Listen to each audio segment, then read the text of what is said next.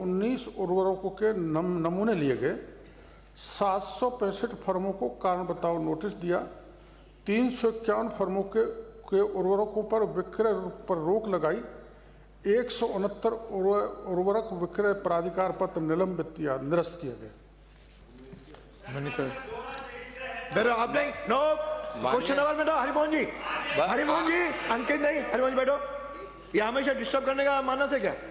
माननीय अध्यक्ष अगर पूरक नहीं पूछा आप खड़े हो रहे हो, दे रखा है पूछेंगे विपक्ष उपनेता को। माननीय अध्यक्ष महोदय, मैं मंत्री जी से पूछना चाहूँगा, मेरा सीधा सा ये है कि जो बड़ी कंपनियां हैं जो यूरिया सप्लाई करती है वो अटैचमेंट जो देती है चंबल HUR, जो बड़ी कंपनियां हैं वो सब डीलर को देती है। डीलर उपभोक्ताओं को, किसान के ज़बरदस्ती अटैच किए बिना उसको यूरिया नहीं देता। तो इनके खिलाफ कोई कार्रवाई या उनके कोई नियम बनाने का विचार रखती है क्या? साथ ही मंत्री महोदय मैं पूछूंगा कि जो सीमावर्ती इलाका MP है, हमारा हरियाणा है या उत्तर प्रदेश है, तो जो कालाबाजारी होती है इसमें क्या गृह विभाग या कृषि विभाग कोई कालाबाजारी रोकने के लिए कोई ठोस योजना बनाने का विचार रखते हैं क्या? माननीय मंत्री। अध्यक्ष महोदय, माननीय सदस्य का ये कहना सही है कि जो बड़ी कंपनियां हैं, ये हमारी जानकारी में आया कि कई कंपनियां ज़बरदस्त अटैचमेंट करती हैं और उस अटैचमेंट को रोकने की दृष्टि से, जैसा कि मैंने विवरण दिया, हमारे सभी इंस्पेक्टर्स जो मैदान में लगे हुए थे उन्होंने नोटिस के साथ साथ उन पर सख्ती बरती कि आप अटैचमेंट नहीं करेंगे। कई के लाइसेंस भी सस्पेंड किए, कई को नोटिस भी दिए। और बड़ी कंपनी के भी मैंने खुद ने जाकर सूरतगढ़ में 32,000 बैग्स जो यूरिया के उनको पकड़ा ताकि वो डाइवर्जन नहीं हो। और जो माननीय सदस्य का कहना है कि बड़ी कंपनियां छोटे रिटेलर्स को मजबूर करते हैं, हम उनके खिलाफ आप शिकायत दोगे तो प्रकरण दर्ज करेंगे, जांच करेंगे और बड़ी कंपनी फिर भी नहीं मानेगी तो उसका लाइसेंस निरस्त करेंगे। और भविष्य में हम प्रभावी कार्रवाई करने की दृष्टि से, जैसे अभी हमने 61 चेक पोस्ट बनाई थी सीमावर्ती जिलों में, उससे ज़्यादा चेक पोस्ट पुलिस का साथ लेकर बनाएंगे ताकि डाइवर्जन रुक जाए। अगला प्रश्न है, मैं आपके माध्यम से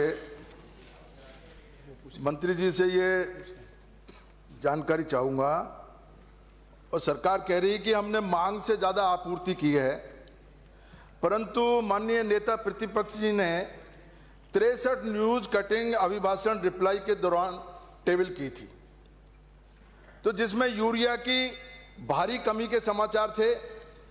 अब माननीय मंत्री महोदय ये बताएं कि आपूर्ति अधिक होने के बावजूद, आप कह रहे हैं कि बहुत ज़्यादा आपूर्ति हमने की, तो आपूर्ति अधिक होने के बावजूद ऐसा क्यों हुआ? क्या सरकारी जो आंकड़े हैं वो गलत हैं या न्यूज जो छपी है वो गलत है? सरकार स्पष्ट करे। माननीय मंत्री। इसमें माननीय प्रतिपक्ष के उपनेता जी, माननीय अध्यक्ष, अब की बार लगातार बरसात हुई, उसके कारण जमीन में नमी बनी रही। उसके बाद लास्ट में अक्टूबर में एक स्पेल और हो गया तो खूब नमी बनी रही। उस नमी बने रहने का कारण ये बना कि जिसे हमारे उधर सर्वत्र सरसों और गेहूं की बुआई में एक गैप होता है काफ़ी, तो सरसों के कुछ दिन बाद ही गेहूं बो दिया, चना बो दिया, तो वो एक साथ जो उपभोक्ता थे वो आए खरीद के लिए, इसलिए ये स्थिति बनी। बाकी 115% हमको यूरिया मिला है और 101% हमको DOP मिला है, और ऐसी कोई एडवर्स स्थिति नहीं बनी कि कहीं कानून की व्यवस्था बिगड़ी हो। हाँ, ये बात सही है, मैं स्वीकार करता हूँ कि हमने कहीं फर्टिलाइजर जाता था उससे एक दिन पहले हम उनको पर्ची दे देते थे ताकि भगदौड़ नहीं मचे, जिसका जिस ढंग से पर्ची सा नंबर आता गया और हम उसको वितरित करते गए। अगला श्री राजेंद्र गुर्जर। प्रश्न संख्या 377। माननीय मंत्री जी। माननीय अध्यक्ष महोदय, खंड 1, आधुनिक पुस्तकालय अंतर्गत कोई योजना कार्यक्रम गतिविधि संचालित नहीं की जा रही है। मुख्यमंत्री शिक्षित राजस्थान अभियान के टास्क 1.9 के अंतर्गत पोस्ट 3/12/2025 को जारी किया गया है, जिसकी प्रति परिशिष्ट पर संलग्न है। खंड 2, बिंदु संख्या 1 के अनुसार। माननीय सदस्य। पूरक प्रश्न माननीय अध्यक्ष महोदय, मैं माननीय मंत्री जी से आपके माध्यम से पूछना चाहता हूं कि हमारे जो दिव्यांग बहन भाई हैं और गरीब तबके के लोग हैं, तो आप क्या हमारी विधानसभा क्षेत्र देवली और उनियारा में डिजिटल लाइब्रेरी बनाने का विचार रखते हैं या नहीं? हाँ, डिजिटल लाइब्रेरी बनाने का विचार रखते हैं और हमने 4 विद्यालयों में बनाई हुई है, जिनका नाम है, जिले में तो 13 है और इनके विधानसभा क्षेत्र में 4 है। उच्च माध्यमिक विद्यालय देवली, दूसरा बालिका उच्च माध्यमिक विद्यालय अलीगढ़, तीसरा उच्च माध्यमिक विद्यालय दूनी, चौथा बालिका उच्च माध्यमिक विद्यालय उनियारा। अगला कोई है क्या? अगला प्रश्न श्री जगत सिंह। अरे ठीक है, पिछले में तो हो गया आपका, इसमें पुस्तकालय में नहीं, हाँ, ये सर, ये तो बहुत महत्वपूर्ण मामला है। माननीय अध्यक्ष महोदय, आपके माध्यम से माननीय मंत्री जी से पूछूंगा कि जो आधुनिक पुस्तकालय का जो एक वर्ड लेके आए हो आप, इसकी विभागीय परिभाषा क्या है, एक तो ये समझा दो। और दूसरा, पूर्ववर्ती सरकार के दौरान 2023 में बजट में सभी पंचायतों पर महात्मा गांधी पुस्तकालय और संविधान केंद्र खोलने की घोषणा की थी। वर्तमान सरकार इस घोषणा को कोई आगे बढ़ाने का आपका कोई मंशा है या नहीं है, ये भी स्पष्ट करें। और एक और मेरा ये कहना है कि जो भरतपुर हिंदी साहित्य समिति के लिए जो 5 करोड़ रुपए अनुदान दिया था सरकार ने, उसकी वर्तमान स्थिति क्या है? साहित्य में है ही नहीं, बाकी पहले 2 बिंदुओं का उत्तर देता। आधुनिक पुस्तकालय हमारे यहाँ है ही नहीं, तो उसकी परिभाषा का प्रश्न ही नहीं उठता। चलिए, क्या हुआ? ये क्या है? ये शिक्षा मंत्री जी, ये पद छोड़ दो आप। ये शिक्षा मंत्री जी, जो हट जाओ, ये प्रदेश का भट्टाधार मत करो, भट्टाधार मत करो, थोड़ा दिमाग लगा के आया करो। माननीय सदस्य, ये डिजिटल पुस्तकालय है, माननीय सदस्य, आधुनिक पुस्तकालय नहीं है। आधुनिक कुछ पढ़ा करो, दिमाग लगाया करो। माननीय मंत्री जी, माननीय सदस्य, ये बहस, इससे बहस नहीं होती। प्रश्न आपने पूछा, आपको संतोष है, मुझे बताओ। अगला प्रश्न श्री जगत सिंह। श्री जगत सिंह, मुझे माननीय दोनों दलों से, सभी सदस्यों से जो प्रश्न लगाएं वो उपस्थित रहें। कल भी 3-4 लोग प्रश्न लगाने के बाद अनुपस्थित थे, इसको सुनिश्चित करें। ध्यान आकर्षण लगाएं, 295 हो या इस तरह का हो, तो पहले उपस्थित रहें, ये अनुपस्थित रहना उचित नहीं है। श्री उदयलाल बढ़ाना। प्रश्न संख्या 379। माननीय मंत्री जी। खंड के जिला भीलवाड़ा में स्थित सुरास, पांसल व समोड़ी तालाब पंचायत राज को हस्तांतरित तालाबों में सम्मिलित थे, जिन्हें बजट घोषणा वर्ष 2025-26 के क्रियान्वयन के अंतर्गत जल संसाधन विभाग द्वारा वापस लिए गए हैं। इनमें पांसल व समोड़ी तालाब के जल ग्रहण जल भराव क्षेत्र में अवरोधों का विवरण परिशिष्ट ए पर संलग्न है। सुरास तालाब के जल ग्रहण क्षेत्र में कोई अवरोध या जल आवक बाधित होना नहीं पाया गया है। खंड ख, मानसून वर्ष 2025 के दौरान पासल तालाब पूर्ण जल भराव गेज 10 फीट तक, सुरास तालाब 5.70 फीट के विरुद्ध 5 फीट व समोड़ी तालाब 7 फीट के विरुद्ध 5 फीट तक भरा। उक्त तालाबों के जल ग्रहण जल भराव क्षेत्र में बिंदु संख्या 1 के अनुसार चिन्हित अवरोधों को हटाए जाने हेतु नियमानुसार कार्रवाई की जा रही है। माननीय सदस्य, क्या सरकार इन तालाबों की नहरों जिसमें मलबा भरकर अतिक्रमण कर लिया गया, अतिक्रमण हटवाकर पुनः नहरों का पुनरुद्धार जनहित में और किसानों के लिए खोलने का विचार रखती है? यदि हाँ तो कब तक, नहीं तो क्यों? और जो अतिक्रमी है वो कौन, उसका नाम नहीं बताया गया। माननीय मंत्री जी। माननीय अध्यक्ष महोदय, हाल ही के अंदर पंचायती राज से हस्तांतरित होकर तालाब और छोटे बांध जल संसाधन विभाग को हुए हैं। मैं धन्यवाद देना चाहता हूं माननीय मुख्यमंत्री भंजलाल जी को, जिन्होंने पहली बार 300 करोड़ रुपए 200 तालाबों को चिन्हित करके हमें क्रमबद्ध उसका जीर्णोद्धार करना है।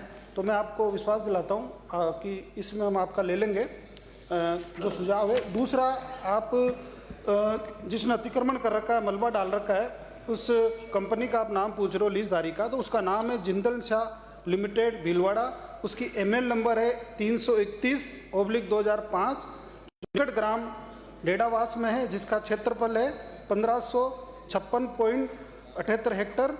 उसी के निकट दूसरी ML है इसकी, जिसका नंबर है 627/2005, निकट ग्राम लापिया, जिसका क्षेत्र है 433 हेक्टर। माननीय सदस्य, क्या सरकार जिंदल साह लिमिटेड द्वारा नदी नालों में तालाबों में डाले गए अनाधिकृत मलबे को हटाने का विचार रखती है या दोषियों के खिलाफ कोई कानूनी कार्रवाई करने की मंशा रखती है? माननीय मंत्री जी। माननीय अध्यक्ष महोदय, जब मांडलगढ़ से आने वाले माननीय सदस्य ने प्रश्न लगाया तो तब संज्ञान में ये गंभीर विषय आया है और हमारे विभाग के इंजीनियरों ने भी समय समय पर जिला प्रशासन को और संबंधित लीजधारी को नोटिस जारी किए हैं। और अब आज सुबह ही मैंने जिला कलेक्टर भीलवाड़ा को निर्देशित किया है कि आप इस मामले में संज्ञान लेके तुरंत इस पर कार्रवाई करके और जो वर्षा काल है उसके पहले हटाए, क्योंकि उच्च न्यायालय राजस्थान जयपुर द्वारा ACB सिविल रिट पिटीशन संख्या 11153/2011 सु मोटो बेनाम राज्य सरकार से पारित आदेश, जिसमें जल प्रवाह क्षेत्र के अवरोधों को हटाने व भराव क्षेत्र को आवंटित नहीं करने की पालना पर समय समय पर किए जाने वाले संबंधित प्रकरणों की कार्रवाई हेतु प्रशासनिक सुधार विभाग द्वारा 30/7/2012 को जिला स्तर पर जिला कलेक्टर की अध्यक्षता में संबंधित विभागों की कमेटी बनी है, जिसमें जल संसाधन विभाग का ACB उसका नोडल सेक्रेटरी है। तो मैं माननीय सदस्यों को विश्वास दिलाता हूं कि सूराज, पांसल और समोड़ी बांध के भराव व बाव क्षेत्र में अतिक्रमण हटाने हेतु मैंने जिला कलेक्टर को सुबह निर्देशित कर दिया है और इस वर्षा काल से पहले हम इसको हटवा देंगे। अगला प्रश्न है भगवान राम सैनी। प्रश्न संख्या 380। माननीय मंत्री जी। माननीय अध्यक्ष महोदय, प्रश्न का खंड 1, सभी श्रेणियों के पात्र एवं सत्यापित पेंशन लाभार्थियों को मार्च दिसंबर 2025 तक पेंशन राशि का भुगतान किया जा चुका है। मार्च जनवरी 2026 के बिल प्रोसेस कर भुगतान हेतु कोषालय में अग्रेसित कर दिए गए। सामाजिक सुरक्षा पेंशन योजना अंतर्गत कुछ पेंशन लाभार्थियों के वार्षिक सत्यापन विभिन्न कारणों यथा जन आधार में गलत डेटा प्रविष्टि, गलत बैंक खाता विवरण, मैं IFSC कोड की त्रुटि, परिवार की आय विवरण की प्रविष्टि न होना एवं विधवा पुनर्विवाह की स्थिति आदि के कारण न हो पाने से पेंशन भुगतान लंबित होता है। पेंशन लाभार्थियों द्वारा ऑनलाइन त्रुटि सुधार कराए जाकर सत्यापन उपरांत पेंशन भुगतान मई एरियर ECS उनके बैंक खातों में किया जाता है। खंड 2, सामाजिक सुरक्षा पेंशन योजना अंतर्गत संबंधित पेंशन स्वीकृतकर्ता अधिकारी द्वारा पेंशनर्स की मृत्यु, पेंशनर्स के राज्य से पलायन, परिवार के सदस्य का राजकीय सेवा में चयन, विधवा पुनर्विवाह इत्यादि के कारण अपात्रता आधारित पेंशन रोकने की कार्रवाई की जाती है। पेंशनर्स द्वारा पेंशन रोकने के कारण से संतुष्ट न होने पर संबंधित पेंशन स्वीकृतकर्ता अधिकारी के स्तर से पात्रता जांच उपरांत पेंशन पुनः प्रारंभ की जाकर रोकी गई अवधि का एरियर सहित भुगतान किया जाता है। जिलेवार रोके गए स्टॉप पेंशन प्रकरणों का संख्यात्मक विवरण परिशिष्ट पर संलग्न है। प्रश्न का खंड 3, नहीं, सरकार द्वारा पात्र लाभार्थियों के नाम सामाजिक सुरक्षा पेंशन की सूची से नहीं हटाए गए हैं। सामाजिक सुरक्षा पेंशन नियमानुसार संबंधित स्वीकृतकर्ता अधिकारी द्वारा पेंशनर्स की मृत्यु, पेंशनर्स के राज्य से पलायन, परिवार के सदस्य का राजकीय सेवा के पलायन, परिवार के सदस्य राज्य से चयन, विधवा पुनर् इत्यादि अपात्र पेंशन निष्ठीकरण कार्रवाई की जाती है। पहले कहते हैं उत्तर आ गया, मैं नहीं पढ़वाता कहानी, अब कह रहे हैं ना आधे पढ़ने के बाद। खंड 4 खंड 3 जन आधार में बैंक खाता विवरण एवं IFSC की त्रुटि, ई-मित्र के स्तर से गलत प्रविष्टि एवं करंट स्टॉप आदि के कारण कुल 1,74,159 पेंशन लाभार्थियों की पेंशन रोकी गई है। उक्त प्रकरणों में जन आधार डेटा अद्यतन कराए जाने के उपरांत पात्रता आधारित कुल 40,167 पेंशन की पेंशन पुनः प्रारंभ रीओपन की गई है। स्टॉप और रीओपन पेंशन का संख्यात्मक विवरण परिशिष्ट पर संलग्न है। अंतिम खंड 4, सामाजिक सुरक्षा पेंशन योजना जनाधार डेटा में मेटा डेटा आधारित सत्यापन स्वीकृति अथवा केंद्रीकृत भुगतान बिना मानवीय हस्तक्षेप के ऑनलाइन राज SSP पोर्टल के माध्यम से संचालित है। विशेष ग्राम सभाओं में अनुमोदन उपरांत प्रथमतः रोकी गई पेंशन को अपात्रता के आधार पर निरस्तीकरण की कार्रवाई हेतु विभागीय आदेश जारी कर निर्देश प्रदान किए गए हैं। जारी विभागीय आदेश परिशिष्ट पर संलग्न है। उपरोक्त के अतिरिक्त पात्र व्यक्तियों को सामाजिक सुरक्षा पेंशन योजना में लाभान्वित करने के पेंशन द्वारा पेंशन निरस्तीकरण के कारणों से संतुष्ट न होने पर संबंधित पेंशन स्वीकृतकर्ता अधिकारी के स्तर से पात्रता जांच उपरांत पेंशन पुनः प्रारंभ की जाकर निश्चित अवधि का एरियर सहित भुगतान किया जाता है। माननीय सदस्य, मैं ये पूछना चाहता हूँ कि ये मान रहे हैं मंत्री महोदय कि पेंशन रोकी गई, तो कितने माह बाद कितने महीने रोकी गई? दूसरा ये है, इन्होंने बताया कई कारण बताए पेंशन रोकने के, तो ये बताने का कष्ट करेंगे जिन कारणों से पेंशन रोकना बताया है, ऐसे कितने व्यक्ति हैं और जिनकी संख्या कितनी है और किस आधार पर कितने माह तक पेंशन रोकी गई? माननीय मंत्री जी। माननीय अध्यक्ष महोदय, जैसा मैंने प्रश्न के खंड में बताया है कि माह दिसंबर 2025 तक की पेंशन का भुगतान हो चुका है। दिसंबर तक सिर्फ 4 करोड़ और 56 लाख रुपए ही 1100 करोड़ में से बकाया है, जो लगातार वेरिफिकेशन के कारण से रुका हुआ है। ये लगातार प्रक्रिया जारी है। अभी तक विभिन्न कारणों से पूरे राज्य में अभी तक 1,78,979 पेंशन का भुगतान रोका हुआ है। ये वर्ष 2021 से अब तक का। और मैं आपकी विधानसभा का बताता हूं, उदयपुरवाटी विधानसभा क्षेत्र में कुल 24 प्रकरण ही ऐसे हैं जिनमें पेंशन का भुगतान रुका हुआ है। और अगर पूरे स्टेट की बात करें, जो 17-18 के बाद का अगर हम देखें तो 2,90,49 पेंशन हैं, इनका हमने पुनः जिनके रोकी गई थी पेंशन उनको वापस हमने रीओपन कर दिया है। और झुंझुनू जिले में कुल 4,945 पेंशन प्रकरण जिनको पुनः हमने चालू किया था, जिसमें आपके उदयपुरवाटी के भी शामिल हैं। माननीय सदस्य, मैं ये पूछना चाह रहा हूँ कि आपने बताया कि 1,94,159 पेंशनधारियों को रोकी होगी, उनमें से 40,162 आपने चालू कर दिए। तो मैं ये पूछना चाहता हूँ कि क्या मंत्री महोदय ये बताने की कृपा करेंगे कि कैंप लगा, ब्लॉक स्तर पर कैंप लगा करके सारी कमियों को दूर करने के लिए कैंप लगा करके कैंप की मंशा रखती है, नहीं तो नहीं? माननीय मंत्री जी। माननीय अध्यक्ष महोदय, मैं आपके माध्यम से उदयपुरवाटी से आने वाले माननीय सदस्य को बताना चाहूंगा, ये जो पेंशन रोकी गई है ये सरकार के द्वारा नहीं, लेकिन जो पेंशन लाभार्थी उनके स्तर पर ई मित्र पर भी चेक की जा सकती है और स्वयं के जो SSP पोर्टल है उस पर भी चेक किया जा सकता है। और ये लगातार प्रक्रिया जारी है। हमने 1,78,000 के करीब जो इसमें उत्तर दिया गया, उसमें से 40,000 का हमने रीओपन कर दिया। जैसे जैसे व्यक्ति विभिन्न कारणों से उसके पेंशन के सत्यापन करवा देता, उसके बाद में उसका एरियर अगर 3 महीने का अगर उसने सत्यापन नहीं किया, 3 महीने का एक साथ उसको हो जाता है, तो ये एरियर सहित भुगतान की प्रक्रिया है। 2023 से पहले ऑफलाइन सत्यापन होता था, लेकिन हमने 2023 के बाद KYC करके कैंप लगाने की पूछ रहा हूँ, कैंप लगाने की मंशा रखती है? किस चीज का कैंप? जो भी कमियां हैं उसको दूर करने के लिए कैंप नहीं। ये माननीय अध्यक्ष महोदय, ये लगातार जो हमारा पेंशन लाभार्थी है उसके पास सूचना भी हम लोग भेजते हैं। और अभी हाल ही में हमने 9 फरवरी 2026 को एक ऑर्डर जो है हमने पंचायत राज के आयुक्त और शासन सचिव उनको अपने जारी किया है। और उनके माध्यम से कोई भी व्यक्ति अगर राजस्थान का जो पेंशन का लाभार्थी है वो पेंशन से लाभान्वित हो, इसके बारे में सरकार लगातार काम भी कर रही है। और अपात्र होता है उसकी पेंशन इनकम के आधार पर और आयु के आधार पर अपात्रता उसको निरस्त करने का भी हम लोग लगातार काम करें। और जैसा माननीय सदस्य की मंशा है उसके अनुसार सरकार सकारात्मक विचार करके आगे काम करेगी। अगला प्रश्न। ये माननीय मंत्री जी, राज्य सरकार दावा कर रही है कि हमने 10 लाख नए लोगों को जोड़ दिया, लेकिन आपके ये जो मायावी आंकड़े हैं, इन आंकड़ों का पता नहीं लग रहा है। आप ये बताइए 2023 के बराबर ही आपके आंकड़े आ रहे हैं, क्या वजह? ये 10 लाख आपने जोड़े, इनका क्या हुआ? ऐसा क्यों हो रहा है? ये स्थिति स्पष्ट करो। माननीय मंत्री।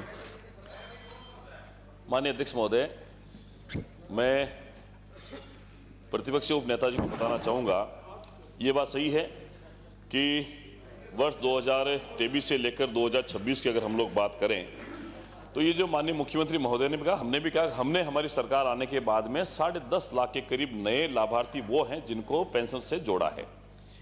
जिस तरीके से खाद्य सुरक्षा में गिव अभियान चला, उसी तरीके से हमारे विभाग की तरफ से भी पेंशनर्स का जिनकी इनकम जो है 48,000 60,000 रुपये पात्रता की शर्तों से बढ़ गई है, उन्होंने भी छोड़ा है। उसके बाद हमने नए जोड़ा। ये जो गिव अप करने के बाद में जो लगातार पेंशनर्स बढ़ते गए हैं, उनकी संख्या मिलाकर के 10.5 लाख है। और ये कोई कैप नहीं है, इससे ज्यादा भी अगर कोई पात्रता पेंशन के रखता है तो उसको जोड़ने का काम हम लोग करेंगे। लेकिन ये सही 23 के बाद में हमारी सरकार ने मुख्यमंत्री भजनलाल शर्मा जी के नेतृत्व में इस सामाजिक सुरक्षा पेंशन में 10.5 लाख लोगों को इस योजना से जोड़ा है। दूसरा, 23 के बाद हमने इस पेंशन राशि में 1000 से 1150 किया, 1250 किया, 1300 किया, आज की तारीख में 1450 रुपए प्रति व्यक्ति पेंशन लोगों को मिल रही है। इसमें जो आंकड़े थे वो बिल्कुल बराबर कैसे आंकड़े हैं? आपने ये जो अपने जो मायावी आंकड़े जो आपने बना करके प्रदेश के लोगों को गुमराह कर रहे हो, आप इसकी बताइए ना। मेरा अध्यक्ष महोदय, मेरा इतना कहना है, हमारी सरकार ये परिभाषा मुझे भी समझनी पड़ेगी। सुनिए, हमारी सरकार ने गिव अप अभियान चलाया है। 23 के बाद में गिव अप अभियान चला, जिसमें जिन पेंशनर्स की जो आय है वो बढ़ गई। किसी व्यक्ति की जो उम्र कम थी, इन्होंने ज्यादा लिखवा दी तो वो नाम कटे हैं। अपात्र व्यक्तियों के नाम कटे हैं। उसके बाद जो पात्र हैं उनको हमने इस योजना से जोड़ा है, तो कटे भी हैं कुछ नाम और सब मिलाकर के जोड़े, इसलिए वो 10.5 लाख का जो टारगेट है वो है, हमने 10.5 लाख जोड़े हैं। और ये ऑन रिकॉर्ड डाटा है, ये कोई रामकेश जी के घर पे नहीं होते ना मेरे घर पे होते, ये प्लानिंग के पास में डाटा है, वहां से आप चेक कर ले, 10.5 लाख हमने जोड़ा है। श्री रविंद्र भाटी, अगला प्रश्न है। प्रश्न संख्या 381। माननीय अध्यक्ष महोदय, मुझे जवाब मिल चुका है। चलो पूरे तो बाड़मेर के सहकारी विभाग में बड़े अधिकारियों द्वारा कई सारे तमाम चीजें जो की गई है, उसके बारे में मैंने माननीय मंत्री जी को पहले भी अवगत कराया। मेरा निवेदन है कि उस पर आप कार्रवाई करें। साथ ही मेरा प्रश्न जो पहला है, बाड़मेर में सहकारी भंडार और केवीएसएस की वित्तीय स्थिति क्या है, माननीय मंत्री जी बताएं। माननीय मंत्री जी। माननीय अध्यक्ष महोदय, मैं आपके माध्यम से माननीय सदस्य को अवगत कराना चाहूँगा कि हमारे बाड़मेर में जो हमारी केवीएसएस है और भंडार जो है, बाड़मेर का जो सहकारी उपभोक्ता भंडार है, वो 2025 में उसका शुद्ध लाभ जो है वो 11,64,000 रहा। और बाड़मेर क्रय विक्रय सहकारी समिति जो है उसमें जो शुद्ध लाभ रहा है वो 8,89,000 रहा है। बायुतु जो हमारी क्रय विक्रय सहकारी समिति है उसमें हमारा शुद्ध लाभ जो है वो लगभग 20 लाख के आसपास रहा है। चौहटन जो हमारी केवीएसएस है उसमें 2,57,980 रुपये का शुद्ध लाभ रहा है। शिव जो केवीएसएस है उसमें लगभग 2,53,000 का शुद्ध लाभ रहा है। माननीय अध्यक्ष महोदय, माननीय मंत्री जी से पूछना चाहूंगा कि क्या शिव विधानसभा क्षेत्र में नई मेडिकल दुकानें खोलने का आप विचार रखते हैं तो आप कब तक खोलेंगे? माननीय मंत्री जी। माननीय अध्यक्ष महोदय, वैसे हमारे बाड़मेर में 13 मेडिकल स्टोर्स खुले हुए हैं, शिव, चौहटन और बाड़मेर में। वास्तव में वहाँ शिव विधानसभा में हमारा कोई भी मेडिकल स्टोर नहीं है। और हमने शिव के जो सामुदायिक स्वास्थ्य केंद्र बाड़मेर का जो है, सामुदायिक स्वास्थ्य केंद्र शिव जो है, उसके लिए हमने सीएमएचओ साहब को पत्र लिखा है और जैसे ही वहाँ पे दुकान या कक्ष का आवंटन होगा उस पर हम प्रक्रिया करके और उस पर मेडिकल स्टोर खोलने की कार्रवाई हम करेंगे। अगला प्रश्न रामावतार बैरवा। प्रश्न संख्या 382। माननीय मंत्री जी। माननीय अध्यक्ष महोदय,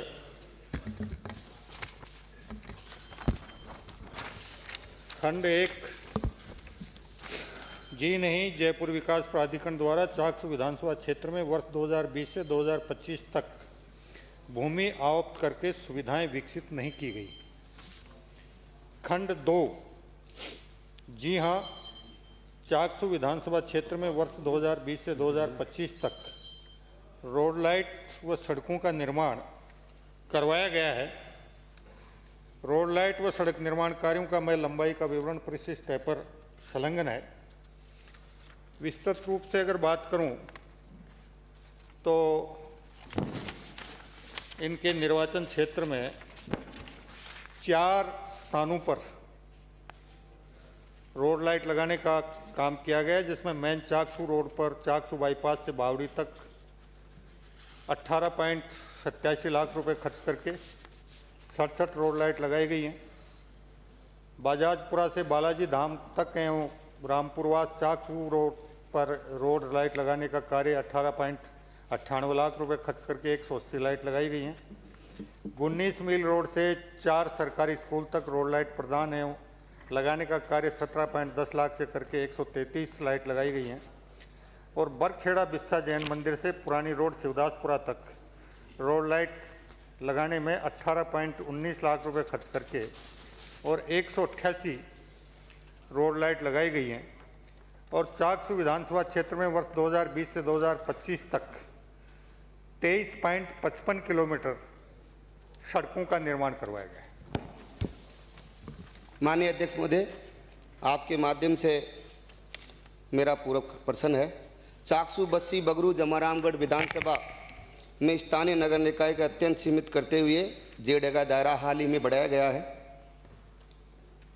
जेडीए द्वारा मेरे विधानसभा क्षेत्र में पंचायतों में वरीयता कम है, तो क्या जेडीए बढ़ाए गए क्षेत्र में विकास कार्यों के रूप में sector road, street light, park, school, खेल मैदान, कम्युनिटी हॉल इत्यादि बनाने की मंशा रखते हैं? क्या जेडीए ने इसकी कोई कार्य योजना बनाई है?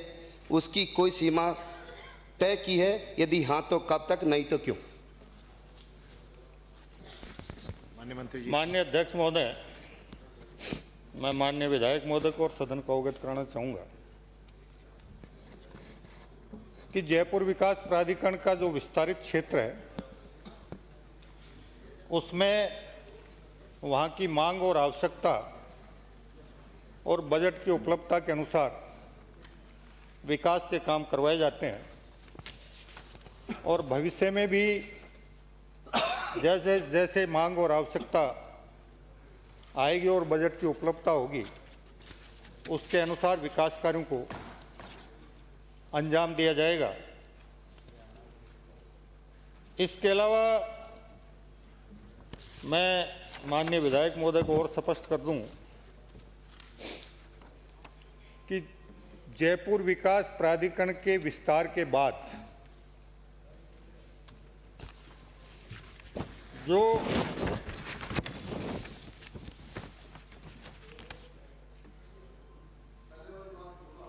विस्तार किया गया है उसमें जो भी ग्राम पंचायतें और नगर पालिकाएं सम्मिलित की गई हैं, उनकी मूल आबादी भूमि और अगर जयपुर विकास प्राधिकरण द्वारा या उससे पहले नगर सुधार न्यास जयपुर द्वारा या बाकी जगह भी उन्होंने कहीं कोई योजनाएं सर्जित की थी और सर्जित करके उन योजनाओं को स्थानीय नगरपालिका को हस्तांतरित कर दी, उनका स्वामित्व संबंधित नगरपालिका का रहेगा और बाकी जितनी भी सरकारी भूमियां होंगी, आबादी और योजना स्थानांतरित के अलावा उन पे जयपुर विकास प्राधिकरण का अधिकार होगा। माननीय अध्यक्ष महोदय, आपके माध्यम से मैं माननीय मंत्री से पूछना चाहूंगा कि इसकी समय सीमा क्या रहेगी? माननीय मंत्री जी। देखिए, समय सीमा जैसे जैसे आवश्यकता और मांग आएगी और बजट की वित्तीय संस्थानों की उपलब्धता होगी, उसी के अनुसार प्राथमिकता के आधार पर विकास कार्य संपादित करवाए अगला जाएंगे। प्रश्न डॉक्टर दयाराम परमार। प्रश्न संख्या 383। माननीय मंत्री जी। विधानसभा क्षेत्र खेरवाड़ा में स्थित नियमित व राजकीय महाविद्यालयों में प्राचार्य के स्वीकृत कार्यरत एवं रिक्त पदों का विस्तृत विवरण पृष्ठ 1 व 2 पर संलग्न है। नियमित महाविद्यालयों में प्राचार्यों के रिक्त पदों के भरने के संबंध में माननीय न्यायालय द्वारा वरिष्ठता सूची पर स्थगन होने से पदोन्नति नहीं हुई है। विधानसभा क्षेत्र खेरवाड़ा में स्थित नियमित व राजकीय महाविद्यालयों में व्याख्याताओं के स्वीकृत कार्यरत एवं रिक्त पदों का विवरण पृष्ठ 1 व 2 पर संलग्न है। राजस्थान लोक सेवा आयोग से चयनित अभ्यर्थी उपलब्ध होने पर पदोन्नति अनुकंपा नियुक्ति पश्चात रिक्त पदों को यथासंभव नियमानुसार भरा जा सकेगा। माननीय सदस्य। अध्यक्ष महोदय, प्राचार्य के पद 6 में से 5 खाली हैं और 6 महाविद्यालयों से 4 महाविद्यालय में एक भी लेक्चरर का पद भरा नहीं हुआ, फिर भी महाविद्यालय चल रहा है, लड़के पास आउट भी हो रहे हैं। तो मैं माननीय मंत्री जी से ये जानना चाहता हूँ, क्या आप इस व्यवस्था से खुश हैं? तो मुझे कुछ नहीं कहना, अगर खुश नहीं हैं तो आप क्या सुधारा करेंगे? माननीय मंत्री जी। माननीय अध्यक्ष महोदय, मैं आपके माध्यम से माननीय सदस्य को कहना चाहूँगा कि आपके जो ये रिक्त पद है प्राचार्यों के, हमारे पास स्वीकृत 292 पदों के विरुद्ध 192 प्राचार्य कार्यरत है, जिसमें से 118 नियमित महाविद्यालय में और 34 राज्य शेष से महाविद्यालय में है। नियमित राजकीय महाविद्यालयों में प्राचार्यों के रिक्त पदों को भरने के संबंध में माननीय न्यायालय द्वारा वरिष्ठता सूची स्थगन होने से पदोन्नति नहीं हुई है। प्राचार्य के रिक्त पदों को भरने के संबंध में माननीय न्यायालय द्वारा वरिष्ठता सूची जो स्टे वैकेट होने पर ही हम इसको भर सकेंगे। बाकी राजसेज जो महाविद्यालय हैं आपके 3-4 तो राजसेज के ही हैं, उनमें हम विद्या संबल से लेते हैं और वहाँ का प्रिंसिपल सरकारी उसको हम नोडल बनाते हैं। लेकिन राजसेज महाविद्यालयों में प्राचार्य के रिक्त पदों को भरने के क्रम में हमने वित्त विभाग से अनुमति ली है कि अब वहाँ से हम उनको डेपुटेशन पे लेके और उसके उपरांत विभाग द्वारा इन राजसेज महाविद्यालयों में प्राचार्यों के रिक्त पदों पर भरने की प्रक्रियाधीन है। शीघ्र ही राजसेज महाविद्यालयों में प्राचार्य के रिक्त पद भरे जा सकेंगे। अगला प्रश्न। अध्यक्ष महोदय, आप संविदा कर्मी से शिक्षण करवा रहे हैं, उस संविदा कर्मी का जो व्याख्याता है उसको क्लास में जाने के लिए आदेश कौन देता है? कोई नहीं है। चपरासी से लेकर के लेक्चरर सब संविदा पर बैठे हुए हैं, तो कोई क्लास में जाता है या नहीं जाता है, कैसे पढ़ाता है, ये मैं नहीं कह सकता हूँ। लेकिन इसको आपको जिम्मेदारी लेनी पड़ेगी कि अगर संविदा कर्मी से पढ़ाते हैं तो उसका एतराज़ नहीं है, लेकिन उसका जिम्मेदार अधिकारी कौन होगा जो उनको क्लास में बैठने के लिए बाध्य करे?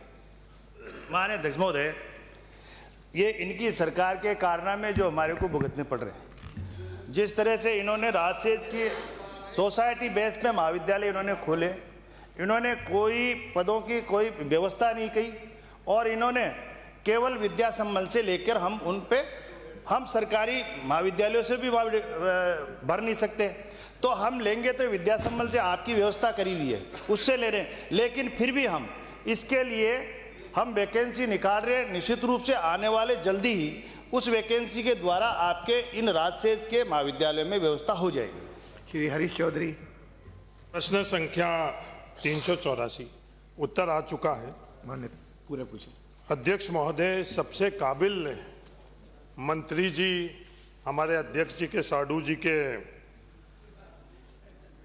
2023-24 के अंदर जब टाके की स्वीकृति हुई थी वो 36,000 थी और काबिल मंत्री जी के कार्यकाल 2025-26 में 4,411 थी। 12% है। मैं कुछ कह नहीं सकता हूं क्योंकि हमारे अध्यक्ष जी के रिश्ते ही ऐसे हैं जो मुझे कहने से रोकते हैं।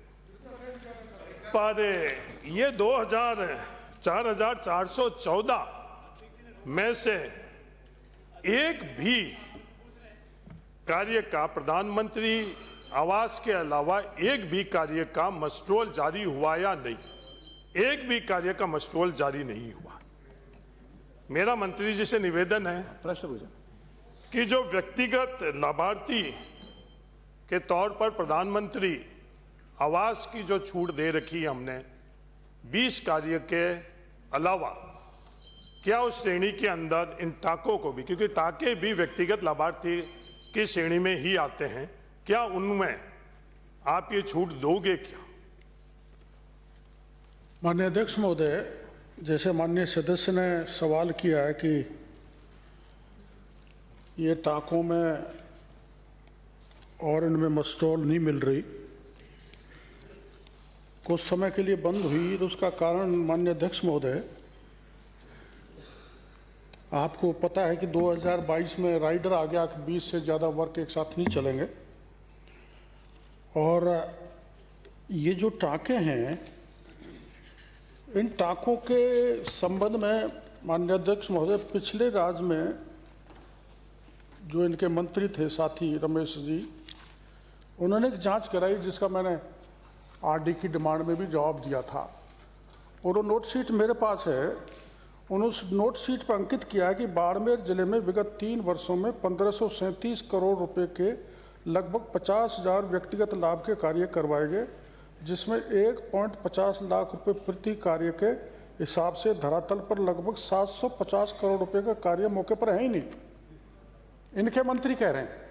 और इनके मंत्री ने ये आगे मुख्यमंत्री जी को भी एक नोटशीट भेजी है जिसमें वो मांग कर रहे हैं कि जिले में राज्य वित्त आयोग एवं केंद्रीय वित्त आयोग की राशि का अनावश्यक कार्यों में दुरुपयोग हो रहा है। तो ये अनावश्यक कार्य में दुरुपयोग हो रहा है, ये हरीश जी अच्छी तरह से जानते हैं। बैंडबंदी और दूसरे जो काम है जो मिट्टी में ही उड़ जाते हैं या बरसात हो जी तो उसमें बह जाते हैं।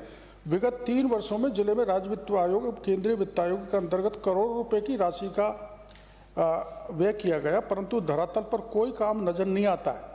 इसकी जांच हुई इनके राज्य में, वो गड़बड़ घोटाला निकला 750 करोड़ का, और 750 करोड़ का इन्होंने फिर क्या किया, 3 माननीय मंत्रियों माननीय विधायकों का पत्र मेरे पास है।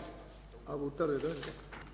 3 विधायकों के, विजयपाल मिर्धा एमएलए डेगाना, मंजू देवी एमएलए जायल और चेतन ढूंढी, इन तीनों ने मुख्यमंत्री जी से आग्रह किया कि हमारा भुगतान कराया जाए, और दबाव में आकर 750 करोड़ रुपए का भुगतान कर दिया गया इनके राज्य में। घोटाले प्रूव होने के बाद में फिर ये जो अध्यक्ष जी, मैं बाड़मेर की बात कर रहा हूँ और ये नागौर का जवाब दे रहे हैं। इनको बाड़मेर का बाड़मेर का है, मैं नहीं, बाड़मेर का नहीं है। टाका बाड़मेर का गांधी मंत्री महोदय जी, आप जो बाड़मेर का है, बाड़मेर के नहीं हैं। हाथ जोड़ से निवेदन कर रहा हूं। फिर मैंने बाड़मेर के टाकों की, आपने ऊपर बाड़मेर पूछा है, माननीय हमें बाड़मेर का जवाब दे रहा हूँ माननीय मंत्री जी। नागौर की बात कर रहे हैं। फिर इसकी जांच मैंने खुद नहीं करवाई, बाड़मेर ये तो 750 का बड़ा घोटाला है। तो एक मोटा मोटा रैंडम सैंपल ली गए राज्य स्तरीय जांच दल द्वारा। सुन लो माननीय हरीश जी, कांग्रेस सरकार में तत्कालीन मंत्री महोदय द्वारा दिनांक 11/7/2022 को मुख्यमंत्री महोदय को 750 करोड़ रुपए के कार्यों की मौके पर नहीं पाए जाने के संबंध में पत्र लिखा था। तो बाड़मेर का प्रश्न की बात ही नहीं कर रहे हैं। इनको अधिकारियों ने भ्रमित किया है। सुनो तो सही, ये जो बात कर रहे हैं बाड़मेर की नहीं है, नागौर की है। मंत्री जी, मेरा निवेदन है, एक बार आप, अरे तो सुनो तो सही, सुनो आप। माननीय मंत्री जी केवल बाड़मेर के दो। हाँ, मैं बाड़मेर का ही बता रहा हूँ। राज्य स्तरीय जांच दल द्वारा बाड़मेर जिले में, माननीय स्पीकर साहब,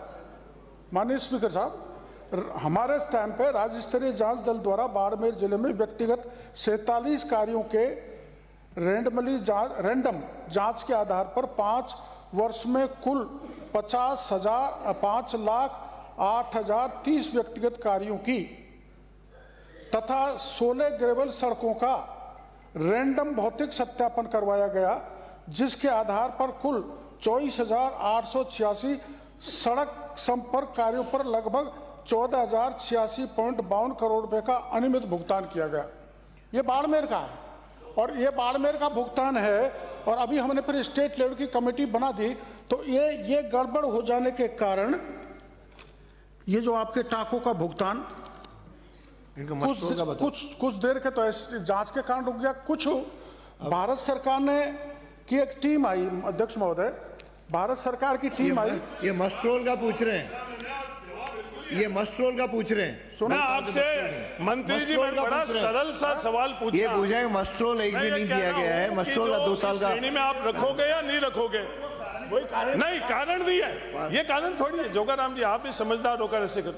माननीय अध्यक्ष महोदय, कोई भी मेरा सवाल पूछे, मैं सवाल का जवाब दे रहा हूँ। अगले क्वेश्चन। माननीय अध्यक्ष महोदय, 20 से अधिक कार्य प्रगति होने पर मस्टॉल नरेगा सॉफ्ट पोर्टल द्वारा जारी नहीं की जाती।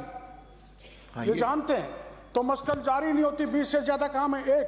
फिर दूसरा, सबसे ज्यादा पेंडिंग वर्क है इनके बाड़मेर में 65.58% पेंडेंसी है। तो ये भारत सरकार का निर्देश है कि जो पेंडिंग काम है उनको जब तक नहीं करोगे तब तक नई मस्टॉल जारी नहीं होगी। ये सबसे बड़ा कारण है। सीधा और सरल सा उत्तर चाहिए मुझे। जो व्यक्तिगत लाभार्थी की श्रेणी के अंदर प्रधानमंत्री आवास को लिया हुआ है, क्या उस श्रेणी के अंदर आप इन टाकों को लोगे? क्योंकि ये व्यक्तिगत लाभार्थी के सिर्फ सरल सा ही है। टाकों आपने, हाँ, मेरा सिर्फ सवाल ये है करोड़ी जी कि जो व्यक्तिगत लाभार्थी की श्रेणी के अंदर प्रधानमंत्री आवास है, उसमें ये 20 की पाबंदी नहीं है, क्या उस श्रेणी के अंदर इन टाकों को भी लोगे या नहीं लोगे? मैंने कुछ सवाल किया, उत्तर मंत्री जी भजनलाल जी से तो आप खुश हो, पर गोविंद जी से नाराज होने के कारण विचलित होकर दंड मेरे को क्यों दे रहे हो आप? नहीं, कोई किसी को दंड कोई दंड दे रहे साहब, कुछ सवाल का उत्तर ही नहीं के दे रहे। सवाल कुछ दे रहा हूँ, नागौर तो घूम आई, किसी और जांचो तो घूम आई। ये इस सवाल का पहले प्रश्न का जवाब दे दो। सक्षम है माननीय मंत्री जी। माननीय स्पीकर साहब, टाका के नाम से कोई निर्माण कार्य अलाउ नहीं था। भारत सरकार की टीम आई, उनको थोड़ा तसल्ली से नहीं सुन रहे। भारत सरकार की टीम आई, उन्होंने इंस्पेक्शन किया कि टाका नाम का कोई गाइडलाइन में शब्द ही नहीं है, तो इसको वो रोक गई भारत सरकार की टीम। फिर हमने भारत सरकार से, मुख्यमंत्री जी से पत्र लिखाया, हमने संपर्क किया। जब ये टाका निर्माण अनुमति हुआ है, अब ये अपने वैसे ही काम देते रहे, इसलिए आप जो ये पूछना चाहते हैं उसके साथ टाका का भी निर्माण कर देना। इस पर मैं विचार करूंगा और चर्चा करके आपको उत्तर भिजवाऊंगा। अगला दूसरा सवाल है कि जो माननीय मंत्री आ गया, नहीं, पहला सवाल ही था अध्यक्ष। दूसरा सवाल है 2023-24 में कितने मानव दिवस नरेगा में बाड़मेर जिले में, 2025-26 में कितने मानव दिवस बाड़मेर जिले के अंदर? कृपा कर बाड़मेर जिले तक ही रहना, नागौर और जयपुर और दिल्ली तक नहीं चले जाने आप। माननीय मंत्री जी, तीसरी बार कह रहा हूँ अध्यक्ष। 2019 से दिसंबर 2023 तक के बताऊं? अभी बताया, दो ही पूछा, अभी बताया। 23, 24, 25। हाँ, 23, 24 और 25, 26। 23 से 24, 23 से 24, हाँ 24, 23, 22, 24 से 25, 26। अपने आपके कांग्रेस के राज में इसमें जवाब तो इसी में आ गया आपके सवाल का, इसी में जवाब आ गया। 25-26 का रिपीट कर दो।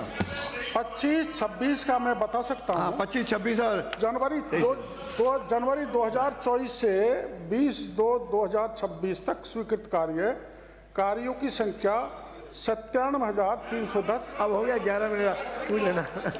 मानव दिवस पूछ रहे हैं। अभी बताया। डॉक्टर साहब क्या हो गया आपको? मानव दिवस 24-25 में, 24-25 में मानव दिवस थे 5.85 करोड़ और 25-26 में ये थे 8.77 करोड़। बाड़मेर में करोड़ की बात है। मानव दिवस ही तो बता रहा हूँ। मानव दिवस नहीं है। अरे मैं मानव दिवस मंत्री जी आपको हो क्या गया है? अरे मानव दिवस बता रहा हूँ। मानव दिवस नहीं है, करोड़ों में मानव दिवस। वो मानव दिवस 2023-24 में 74 थे। देखो आप 23-24 मंत्री जी, मैं आपके पास आकर कॉफी पीकर आपसे आपके हालचाल 40,548 मानव दिवस 23-24 और 25-26 में। डॉक्टर साहब आप जवाब नहीं दो, मैं आपके पास कक्ष में आकर मैं आपसे जवाब ले लूंगा। मैं इनको परेशान नहीं होने देना चाहता हूँ। 26 में मैं पहले से बहुत परेशान सरकार इनको कर रही है। आप बैठ जाओ डॉक्टर साहब। 97,310 दे दिया। चलो 97,310। चल अगला राजो। अरे माननीय मंत्री जी, हो गया, पर्याप्त है। आप क्या संतुष्ट? माननीय मंत्री जी, माननीय मंत्री जी, चला जाऊं कमरे में। माननीय मंत्री जी, 26 का भी दे दिया। माननीय मंत्री जी, माननीय मंत्री आपके चैम्बर में आ जाएंगे। अगला प्रश्न श्री अजय सिंह। प्रश्न संख्या 385। मेरे पास जवाब आ गया है मंत्री महोदय। माननीय अध्यक्ष जी, माननीय मंत्री महोदय ने अपने उत्तर में बताया है कि विधायक कोष से डेगाना विधानसभा क्षेत्र के स्कूलों के छात्र छात्राओं के बैठने के लिए सत्र 2022-23 में कुल 399 दरियां पट्टियां वितरित की गई। मेरा माननीय मंत्री जी से आग्रह है कि आपको अधिकारियों ने असत्य बुलवाया। भेरुंदा सीबीओ ब्लॉक में कुल 171 दरियां पट्टियां वितरित की जानी थी, लेकिन 104 दरिया पट्टियां ही वितरित की गई है। और मैंने इसका एक आपको रिकॉर्ड का एक पत्र भी मैंने उपलब्ध करवा दिया है, और ये 17 दिसंबर 2022 का है, जिसे राजकीय उच्च माध्यमिक विद्यालय भेरुंदा के प्रधानाध्यापक ने इसको प्रमाणित किया है, और जो स्टोर इंचार्ज है उसके भी हस्ताक्षर है। और इनकी जो ये नई बांटी गई है, इनकी 5 लाख से अधिक इनकी कीमत है। इसी तरह से जो सीबीओ डेगाना का ऑफिस है, वहां पर भी दरियां वितरित नहीं की गई है। तो मेरा पहला मंत्री महोदय से मेरा आग्रह है कि विधायक कोष से जो अधिकांश विद्यालयों में दरियां वितरित करने का क्या कारण रहा? क्या इन स्कूलों के द्वारा दरियों की मांग की गई थी? क्या जिन स्कूलों में बच्चों का नामांकन 300 है, 200 है, वहां पे भी आपने एक ही दरी दी है 10 बाई 15 फुट की? जिनमें नामांकन 0 है, जिनमें नामांकन 3 है, जिनमें नामांकन 4 है, वहां पर भी एक दरी दी है 10 बाई 15 की। तो इसका क्या कारण है? और एक ये किस दिनांक तक आपकी सब दरियां आपने वितरित कर दी, और कब तक आपने इसका भौतिक सत्यापन करवा लिया? क्योंकि जो आपने मेरे को जो बिल का जो दिया है हवाला, वो है 8 अगस्त 2022 को। तो इसका मेरे को आप बता दें। माननीय मंत्री जी। माननीय अध्यक्ष महोदय, माननीय सदस्य ने ठीक कहा है कि जो दरिया खरीदी थी वो 35 लाख के आसपास ही खरीदी थी, और उस समय के तत्कालीन वहाँ के माननीय विधायक मिर्धा जी ने सिफारिश की थी कि दरी पट्टियाँ स्कूलों में दी जाए। लेकिन देखो खेल चलता है, दरी पट्टियों की जगह फर्श खरीदे गए, और वो फर्श भी स्कूलों में जो 228 तक, जो रिकॉर्ड के इस हिसाब से 228 तक पहुंचे, अभी 171 फर्शों का भी पता नहीं है वो कहां गए। इस पे बड़ा घालमेल हुआ है, राजकीय धन की लूटपाट हुई है कांग्रेस के राज में। मैं इसकी पूरी जांच कराऊंगा और दोषी अधिकारियों के खिलाफ कड़ी से कड़ी कार्रवाई करूंगा। अरे मुझे ये भी बुआ रही है कि माननीय उस समय के तत्कालीन माननीय विधायक भी इस स्कीम में शामिल हैं, और इसके कारण से सारा घपला हुआ है। माननीय अध्यक्ष महोदय, उसका पूरक वाक्य। माननीय अध्यक्ष महोदय, मैं इसमें बताना चाहता हूं, जो मंत्री जी ने कहा है कि एक दरी की कीमत भी मैं बताना चाहता हूं, 8,370 की एक दरी इन्होंने बताई है। मैं मंत्री जी से मेरा आग्रह है कि जब स्पष्ट प्रमाण है और जानबूझकर मोटा कमीशन प्राप्त करने के लिए दरियां कम वितरित की गई है, तो मेरा आपसे आग्रह है कि और 3 दिनों में ही पूरी वित्तीय स्वीकृतियां जारी कर दी गई है, ना इसका टेंडर कराया गया है। स्कूलों में जबरदस्ती दरियां वितरित की गई है। जिन अध्यापकों ने, प्रधानाध्यापकों ने दरियां लेने से मना किया, उनका डेगाना के तत्कालीन विधायक विजयपाल मिर्धा ने ट्रांसफर भी करा दिया, उसका भी मेरे पास में प्रमाण है।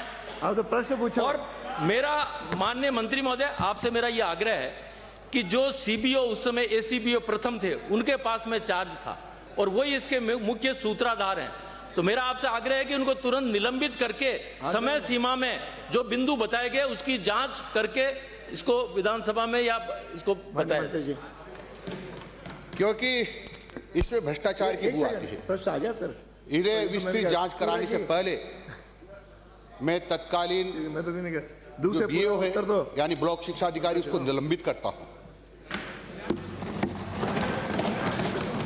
मैं ये पूछ रहा हूं, माननीय जो विधायक थे मिर्जा साहब, अभी आज की तारीख में वो बीजेपी में है। क्या मैं मंत्री जी से ये पूछना चाह रहा हूं, क्या उसको बीजेपी से निकालेंगे आप? उसकी जांच कराएंगे आप? आप कह रहे हो कि उस समय आपने ये घपला किया है, तो उस घपले की जांच कराने का विचार रखती है सरकार, और उसके खिलाफ कोई कार्रवाई करेंगे आप? अरे उत्तर आने दो ना, टाइम। माननीय मंत्री जी, माननीय मंत्री जी। माननीय अध्यक्ष महोदय, मैंने कहा है मैं जांच करवाऊंगा, जांच में जो जो दोषी पाए जाएंगे सबके खिलाफ कार्रवाई करेंगे। चलिए, प्रश्नकाल समाप्त है। बैठिए, हो गया प्रश्नकाल समाप्त। मुझे माननीय सदस्यों को सूचित करना है कि निम्नांकित स्थगन प्रस्तावों की सूचना प्राप्त हुई है। श्री दीनदयाल सदस्य की ओर से पश्चिम एशिया में चल रहे युद्ध के कारण विदेशों में फंसे विधानसभा क्षेत्र दौसा के निवासियों को सुरक्षित निकालने के संबंध में मैं पूरे पढ़ूं उसे केवल एक जानकारी, केवल दौसा नहीं, पूरे राजस्थान के नागरिक जहां जहां भी इस युद्ध क्षेत्र में फंसे हैं, माननीय मुख्यमंत्री जी प्रधानमंत्री जी के संपर्क में पत्र भी लिखा है और उनको जल्दी से जल्दी भारत लाने की व्यवस्था हो रही है। अगला, श्री गणेश गोगरा सदस्य की ओर से प्रदेश के टीएसपी क्षेत्र में विला नाम भूमि पर निवासरत आदिवासियों को पट्टे दिए जाने के संबंध में। श्री हाकिम अली खां सदस्य की ओर से विदेशों में रोजगार हेतु जाने वाले श्रमिकों को चिकित्सीय प्रमाण पत्र में आ रही बाधाओं से उत्पन्न स्थिति के संबंध में। डॉक्टर सुभाष गर्ग सदस्य की ओर से कृषि महाविद्यालय भरतपुर के भवन निर्माण हेतु भूमि एवं बजट आवंटित नहीं किए जाने से उत्पन्न स्थिति के संबंध में। श्री रफीक खां सदस्य की ओर से चूरू जिले में कारोबारी की हत्या किए जाने से उत्पन्न स्थिति के संबंध में। श्री अशोक कुमार कोठारी सदस्य की ओर से कर्मचारी राज्य बीमा चिकित्सालय भीलवाड़ा को केंद्र सरकार को हस्तांतरित किए जाने के संबंध में। श्री जयकिशन पटेल सदस्य की ओर से प्रदेश में पंचायत शिक्षकों एवं विद्यालय सहायकों के मानदेय में बढ़ोतरी किए जाने एवं नियमितीकरण के संबंध में। श्री सुरेश गुर्जर सदस्य की ओर से प्रदेश में समर्थन मूल्य पर गेहूं की खरीद प्रारंभ नहीं किए जाने से उत्पन्न स्थिति के संबंध में। श्री रविंद्र सिंह भाटी सदस्य की ओर से स्वर्णकारों द्वारा अनजाने में चोरी के आभूषण खरीदे जाने से उत्पन्न स्थिति के संबंध में। श्री मनोज कुमार सादुलपुर सदस्य की ओर से विधानसभा क्षेत्र सादुलपुर की लंबोर बड़ी टोल प्लाजा पर दिए जा रहे धरने से उत्पन्न स्थिति के संबंध में। श्री पूसाराम गोदारा सदस्य की ओर से चूरू जिले में कृषि भूमि पर लंबे समय से निवासरत परिवारों को आवासीय पट्टे जारी करने के संबंध में। श्री चेतन पटेल कोलाना सदस्य की ओर से पीपलदा विधानसभा क्षेत्र के 102 किसानों को जिन्स का भुगतान प्राप्त नहीं होने से उत्पन्न स्थिति के संबंध में। श्री डूंगराम गेदर सदस्य की ओर से घड़साना कस्बे में के निजी चिकित्सालय में गर्भवती महिला की मृत्यु होने से उत्पन्न स्थिति के संबंध में। श्री हरिमोहन शर्मा सदस्य की ओर से बूंदी शहर में स्वीकृत सौंदर्यकरण कार्य प्रारंभ नहीं होने से उत्पन्न स्थिति के संबंध में। डॉक्टर ऋतु बनावत सदस्य की ओर से प्रदेश में ग्रीन एक्सप्रेस वे हाईवे हेतु अवाप्त भूमि का उचित मुआवजा नहीं दिए जाने से उत्पन्न स्थिति के संबंध में। उपरोक्त प्रस्ताव ऐसे नहीं है कि सदन की पूर्व निर्धारित कार्रवाई को रोककर इन पर विचार किया जाए, अतः इन पर अनुमति देने में असमर्थ। श्री चंद्रभान सिंह चौहान सदस्य की ओर से उर्वरक निर्माताओं द्वारा विक्रेताओं को खाद के साथ अन्य उत्पाद विक्रय करने हेतु बाध्य किए जाने से उत्पन्न स्थिति के संबंध में। श्री नरेंद्र बुडानिया सदस्य की ओर से चूरू जिले में व्याप्त पेयजल समस्या से उत्पन्न स्थिति के संबंध में। श्री घनश्याम सदस्य की ओर से ज्ञान विहार आवासीय योजना जयपुर में भू माफिया द्वारा कब्जा किए जाने से उत्पन्न स्थिति के संबंध में। श्री हरीश चौधरी सदस्य की ओर से जयनारायण व्यास विश्वविद्यालय जोधपुर में सेवानिवृत्त कार्मिकों के पेंशन परिलाभों का भुगतान समय पर न होने से उत्पन्न स्थिति के संबंध में। उपरोक्त प्रस्ताव भी ऐसे नहीं है कि सदन की पूर्व निर्धारित कार्रवाई को रोककर इन पर विचार किया जाए, अतः अनुमति देने में असमर्थ हूँ। फिर भी माननीय सदस्य श्री चंद्रभान सिंह, श्री नरेंद्र बुडानिया, श्री घनश्याम एवं श्री हरीश चौधरी को उनके प्रस्ताव के विषय वस्तु पर 2-2 मिनट बोलने की अनुमति होगी। प्रक्रिया के नियम 295 के अंतर्गत प्राप्त सूचनाएं। श्री शगन सिंह राजपुरोहित, डॉक्टर ऋतु बनावत, श्री मनीष यादव, श्री जाकिर हुसैन गैसावत, श्री ललित मीणा, श्री डॉक्टर सुभाष गर्ग, श्री हाकिम अली खान, श्री गोविंद प्रसाद, श्रीमती शोभा चौहान, श्री रमेश खींची, श्री देवी सिंह शेखावत, श्री आदूराम मेघवाल, श्री उदयलाल डांगी, श्री बाबू सिंह राठौड़, डॉक्टर प्रियंका चौधरी, श्री केसाराम चौधरी, श्री कांति प्रसाद, श्री देवेंद्र जोशी, श्री डूंगराम गेदर, श्री चेतन पटेल कोलाना। मान्य सदस्यों को उनके द्वारा दी गई सूचना को पढ़ने की अनुमति होगी। शिलाका द्वारा चयनित सदस्य सूची। आज दिनांक 6 मार्च को शून्यकाल में बोलने के लिए 52 पर्चियां प्राप्त हुई, जिनमें से शलाका द्वारा 4 पर्चियां चयनित की गई। Shri Hari Singh Rawat mentor finance loan private limited व अन्य निजी फाइनेंस कंपनियों के विरुद्ध उच्च स्तरीय जांच एवं कानूनी कार्रवाई किए जाने के संबंध में। श्री शंकरलाल डेचा टीएसपी क्षेत्र की विभिन्न सरकारी भर्तियों में जनसंख्या के अनुपात में पदों की स्वीकृति जारी करने के संबंध में। श्री फूल सिंह मीणा विधानसभा क्षेत्र उदयपुर ग्रामीण में जल जीवन मिशन कार्यों की धीमी गति के संबंध में श्री सुभाष मील जिला सीकर में ग्रीन हाउस में की जाने वाली फूलों की खेती पर अनुदान देने के संबंध में श्री चंद्रभान। माननीय अध्यक्ष महोदय, राजस्थान की विधानसभा प्रक्रिया एवं कार्य संचालन के नियमों के 50 के अंतर्गत मुझे बोलने का मौका दिया, इसलिए धन्यवाद। माननीय अध्यक्ष महोदय, बहुत संवेदनशील मामला है। उर्वरक निर्माता द्वारा खुदरा विक्रेताओं को यूरिया और डीएपी के साथ अन्य उत्पादन संलग्न किए जाने के संदर्भ में महोदय, उपरोक्त विषय में निवेदन है कि प्रदेश में कृषि विभाग द्वारा अनेक बार छापेमारी की गई, जिस पर दौरान नकली यूरिया डीएपी खाद के साथ उर्वरक निर्माण द्वारा फसल उत्पादन बढ़ाने के प्रलोभन देखकर अन्य उत्पादन बिक्री किए जाने व निम्न गुणवत्ता वाले पाए गए। माननीय अध्यक्ष महोदय, किसानों को खाद खरीद के साथ साथ दिए जाने वाला यह उत्पादन किसान का आर्थिक भार को भी बढ़ा देता है। अधिकांश उत्पादन की कीमत बहुत अधिक और गुणवत्ता घटिया होती है। अभी तक कृषि विभाग द्वारा उत्पादन को कोई ट्रायल भी नहीं लगाई गई और कंपनियों द्वारा किसानों को खरीदने पर मजबूर किया जाता है। हाल ही में यूपी सरकार द्वारा 1 जनवरी 2026 को उर्वरक निर्माण द्वारा किए जाने वाले अन्य उत्पादन की बिक्री पर पूर्ण रूप से प्रतिबंध लगा दिया गया है। मेरा सदन के माध्यम से राजस्थान सरकार से अनुरोध है कि इस प्रकार का कानून गजेटिफिकेशन राजस्थान में भी लागू करें, लाखों की संख्या में मेरे किसान भाइयों को राहत प्रदान करें तथा इन प्राइवेट उत्पादों की कंपनी में माननीय अध्यक्ष महोदय, यूरिया की 50 किलो की रेट होती है 1350 रुपया, उनके साथ नैनो डीएपी के रूप में आधा लीटर के 600 रुपये लिए जाते हैं और वहां अनिवार्य किया जाता है कि आपको लेना जरूरी है। यूरिया के साथ नैनो यूरिया का भी आधा लीटर का पैकेट दिया जाता है, उसके 225 रुपये ले जाते हैं।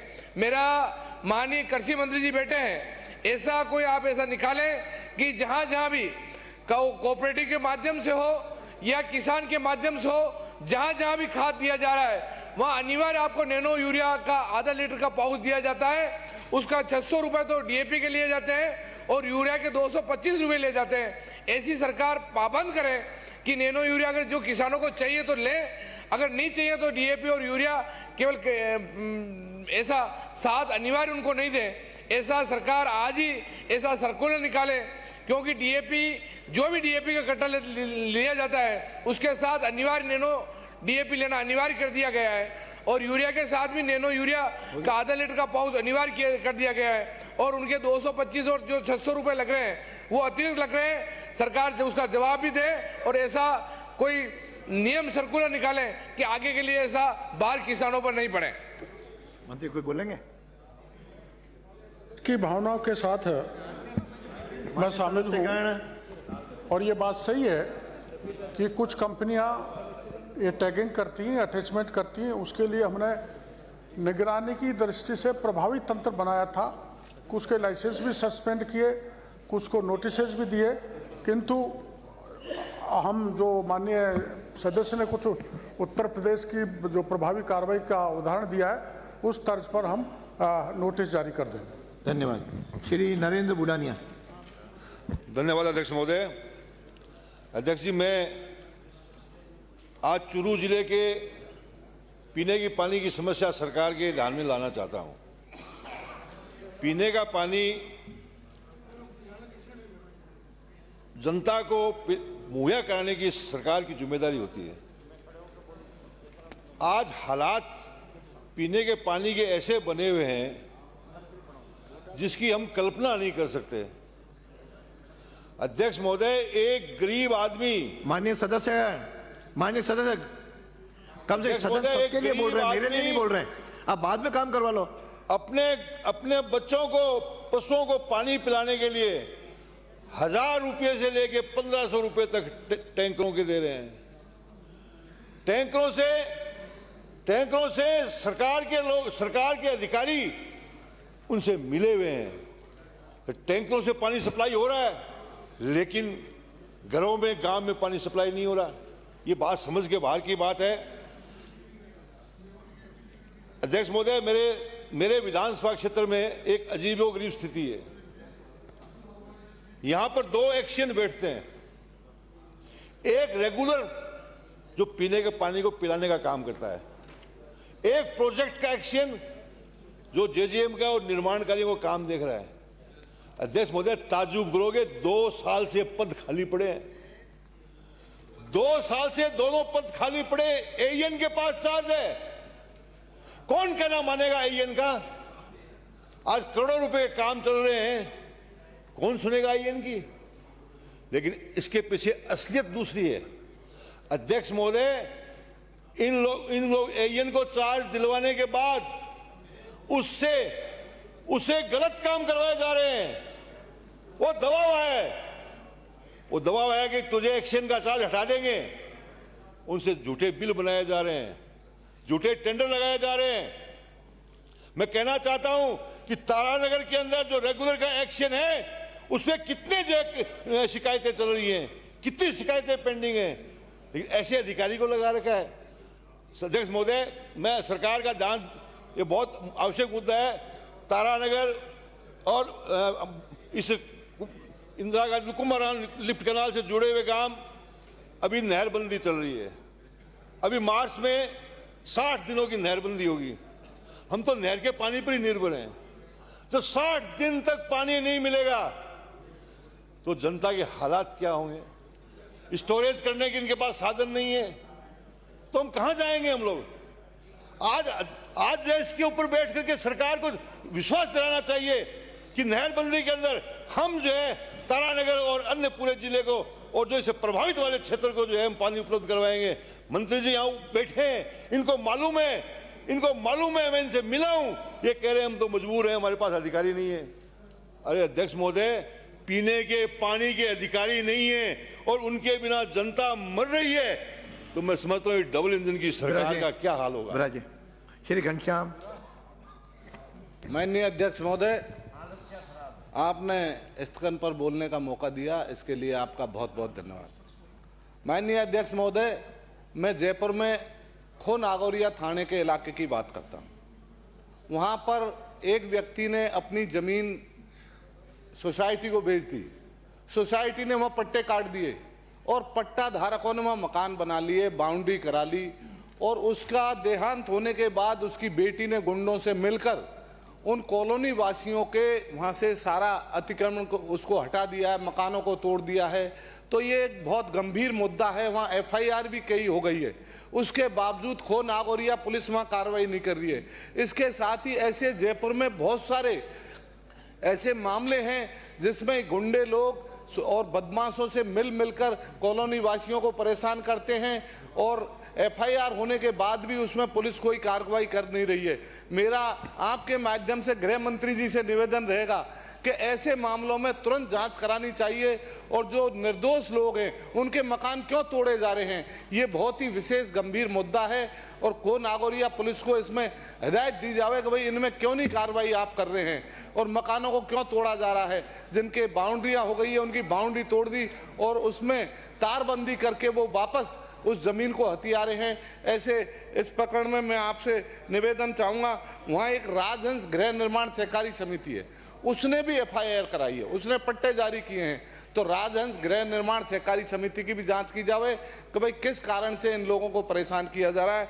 इस मामले में जो गुंडे बदमाश है उनके कई थानों में, उसी थाने में नहीं बहुत सारे थानों में उनके खिलाफ एफआईआर दर्ज हो रही है, पर फिर भी पुलिस साठ काट करके उनके खिलाफ कार्रवाई नहीं कर रही है। मेरा आपके माध्यम से निवेदन रहेगा अध्यक्ष महोदय कि ऐसे गंभीर मामलों में आपको जांच करानी चाहिए और गृह मंत्री जी को इस मामले में ध्यान देकर इस पर कार्रवाई कराएं।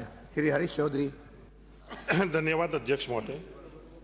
अध्यक्ष जी, इतिहास गवाह है कि जिस देश में संस्थाएं मजबूत होती है वो देश सफल होता है, और जिस देश में संस्थाएं कमजोर होती है वो देश समाप्त भी कई देश हो चुके हैं, और जिस देश के नागरिक तार्किक होते हैं वो देश से उन्नत करता है। अध्यक्ष महोदय, राजस्थान में विश्वविद्यालय की क्या स्थिति है? विश्वविद्यालय संस्था के तौर पर राजस्थान के अंदर आज उसका अस्तित्व ही खत्म होने वाला है। मेरे से ज्यादा आप जानते हो क्योंकि इस पृष्ठभूमि में आप।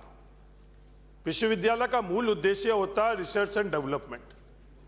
विश्वविद्यालय की संख्या हमने बहुत बढ़ा दी है, पर किसी भी विश्वविद्यालय के अंदर मैं जिम्मेवारी से कह रहा हूं, उसका मूल उद्देश्य रिसर्च एंड डेवलपमेंट नहीं हो पा रहा है। जयनारायण व्यास विश्वविद्यालय, जिसके छात्र संघ अध्यक्ष मैं रहा हूं, मेरा जड़ वहां से रही है, उस विश्वविद्यालय की हालात बहुत गंभीर हो चुकी है।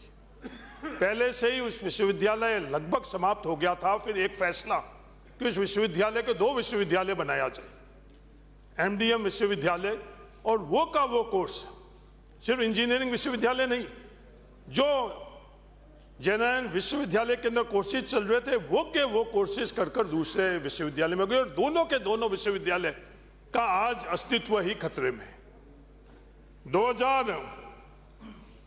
1990 से पेंशन उन विश्वविद्यालय के कार्मिकों को मिलती थी। 2017 के बाद उनके पेंशन भी मिलने में बहुत कठिनाई होने लग गई और पेंशन भी नहीं मिल रही। लगातार 2021 के बाद में उन विश्वविद्यालय के अंदर वहां के कर्मचारी अपना न्यूनतम हक मांगने के लिए धरना प्रदर्शन कर रहे हैं, लगातार आंदोलन हो रहा है। पिछले दिनों के अंदर 92 दिन का आंदोलन उन शिक्षकों को करना पड़ा जो हमारे समाज में सबसे अग्रणी है। अगर निष्पक्ष स्तर पर आकलन करें तो अगर समाज में सबसे ज्यादा योगदान किसी का हो सकता है तो वो शिक्षक और इन प्रोफेसर लोगों का होना, और उनको किसी को भी नहीं मिल रही है। हद तो जब हो गई इन पेंशन के लिए उस विश्वविद्यालय को अपनी जमीन रखकर और आरओसी से 50 करोड़ का ऋण लेना पड़ा, और आने वाले समय के अंदर वो ऋण देंगे कहां से, क्योंकि आर्थिक स्थिति उन लोगों की बहुत गंभीर हो चुकी है। तो ये जो जमीन विश्वविद्यालय को मिली हुई, वो जमीन भी आज नहीं तो कल, इन हालात अगर ऐसे ही चलेंगे तो वो जमीन भी विश्वविद्यालय से आरएफसी या दूसरे संस्थाएं लेकर और उनको ऑक्शन करेगी। तो मेरा आपसे ये निवेदन है, सिर्फ पेंशन ही नहीं, ग्रेजुएटी में भी यही हालात है। ग्रेजुएटी नहीं, जो सेवानिवृत्त कर्मचारियों के सेवानिवृत्ति के बाद में 300 दिवस तक अर्जित अवकाश का पैसा है वो भी नहीं मिल रहा है। स्थिति बहुत गंभीर है। 8वां पे कमीशन लागू हो चुका और 7वां पे कमीशन भी उन शिक्षकों को अभी तक भी उसका एरियल भी नहीं मिला हुआ है। सभापति महोदय, मेरा आपके माध्यम से ये निवेदन है, बाकी दूसरे राज्यों में, चाहे वो मध्य प्रदेश है, उत्तर प्रदेश, उत्तराखंड, गुजरात, छत्तीसगढ़, उनके अंदर विश्वविद्यालय के कर्मचारियों को पेंशन राज्य सरकार देती है। आज भी उनकी तनख्वाह राज्य सरकार देती है। उनका पेंशन का प्रावधान भी राज्य सरकार के मद से होए, जिससे हमारे विश्वविद्यालय के उन कर्मचारी एक तार्किक समाज के निर्माण के अंदर योगदान करें। नहीं तो कोई भी योग्य व्यक्ति विश्वविद्यालय का कर्मचारी नहीं बनेगा, और कोई भी योग्य व्यक्ति अगर विश्वविद्यालय का कर्मचारी नहीं बनेगा तो कैसे समाज का हम लोग निर्माण करेंगे। मेरा आपसे निवेदन है कि इस विषय में गंभीरता से लेते हुए उप मुख्यमंत्री महोदय, आप तत्कालीन कोई ना कोई नीतिगत निर्णय लो। धन्यवाद जी। 295 ये तो स्थगन हो गए। 295 दीनदयाल जी, एक मिनट, छगन सिंह जी राजपुरोहित। हाँ सर, माननीय सभापति महोदय, आपने 295 पर बोलने का अवसर दिया, इसके लिए धन्यवाद। माननीय सभापति महोदय, उपयुक्त विषय अंतर्गत में नियम 295 के अंतर्गत सदन का ध्यान विधानसभा क्षेत्र और के ग्राम चांदना, बांकली, नौसरा, रसियावास, हरजी, भागली पुरोहितान, बेसवाड़ा, कवराड़ा, भूती, आकोली, खेड़ा, सुमेरगढ़ खेड़ा, समणा तथा भादराजुन सहित अन्य गांवों में जल संरक्षण की अत्यंत आवश्यकता की ओर आकर्षित करना चाहता हूं। इन क्षेत्रों में विगत वर्षों से वर्षा जल तथा समुचित संचयन नहीं हो पाने से भूजल स्तर निरंतर गिर रहा है। साथ ही जवाई नदी में सब सरफेस बैरियर के अभाव में जल का अपव्यय हो रहा है तथा बाढ़ के समय आसपास के क्षेत्रों में नुकसान की स्थिति उत्पन्न होती है।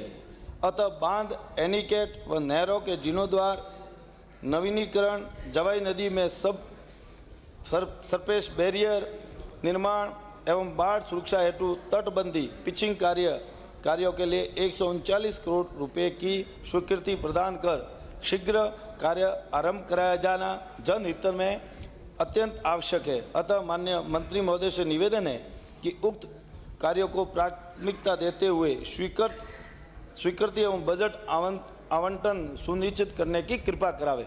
धन्यवाद। डॉक्टर रितु बनावत जी।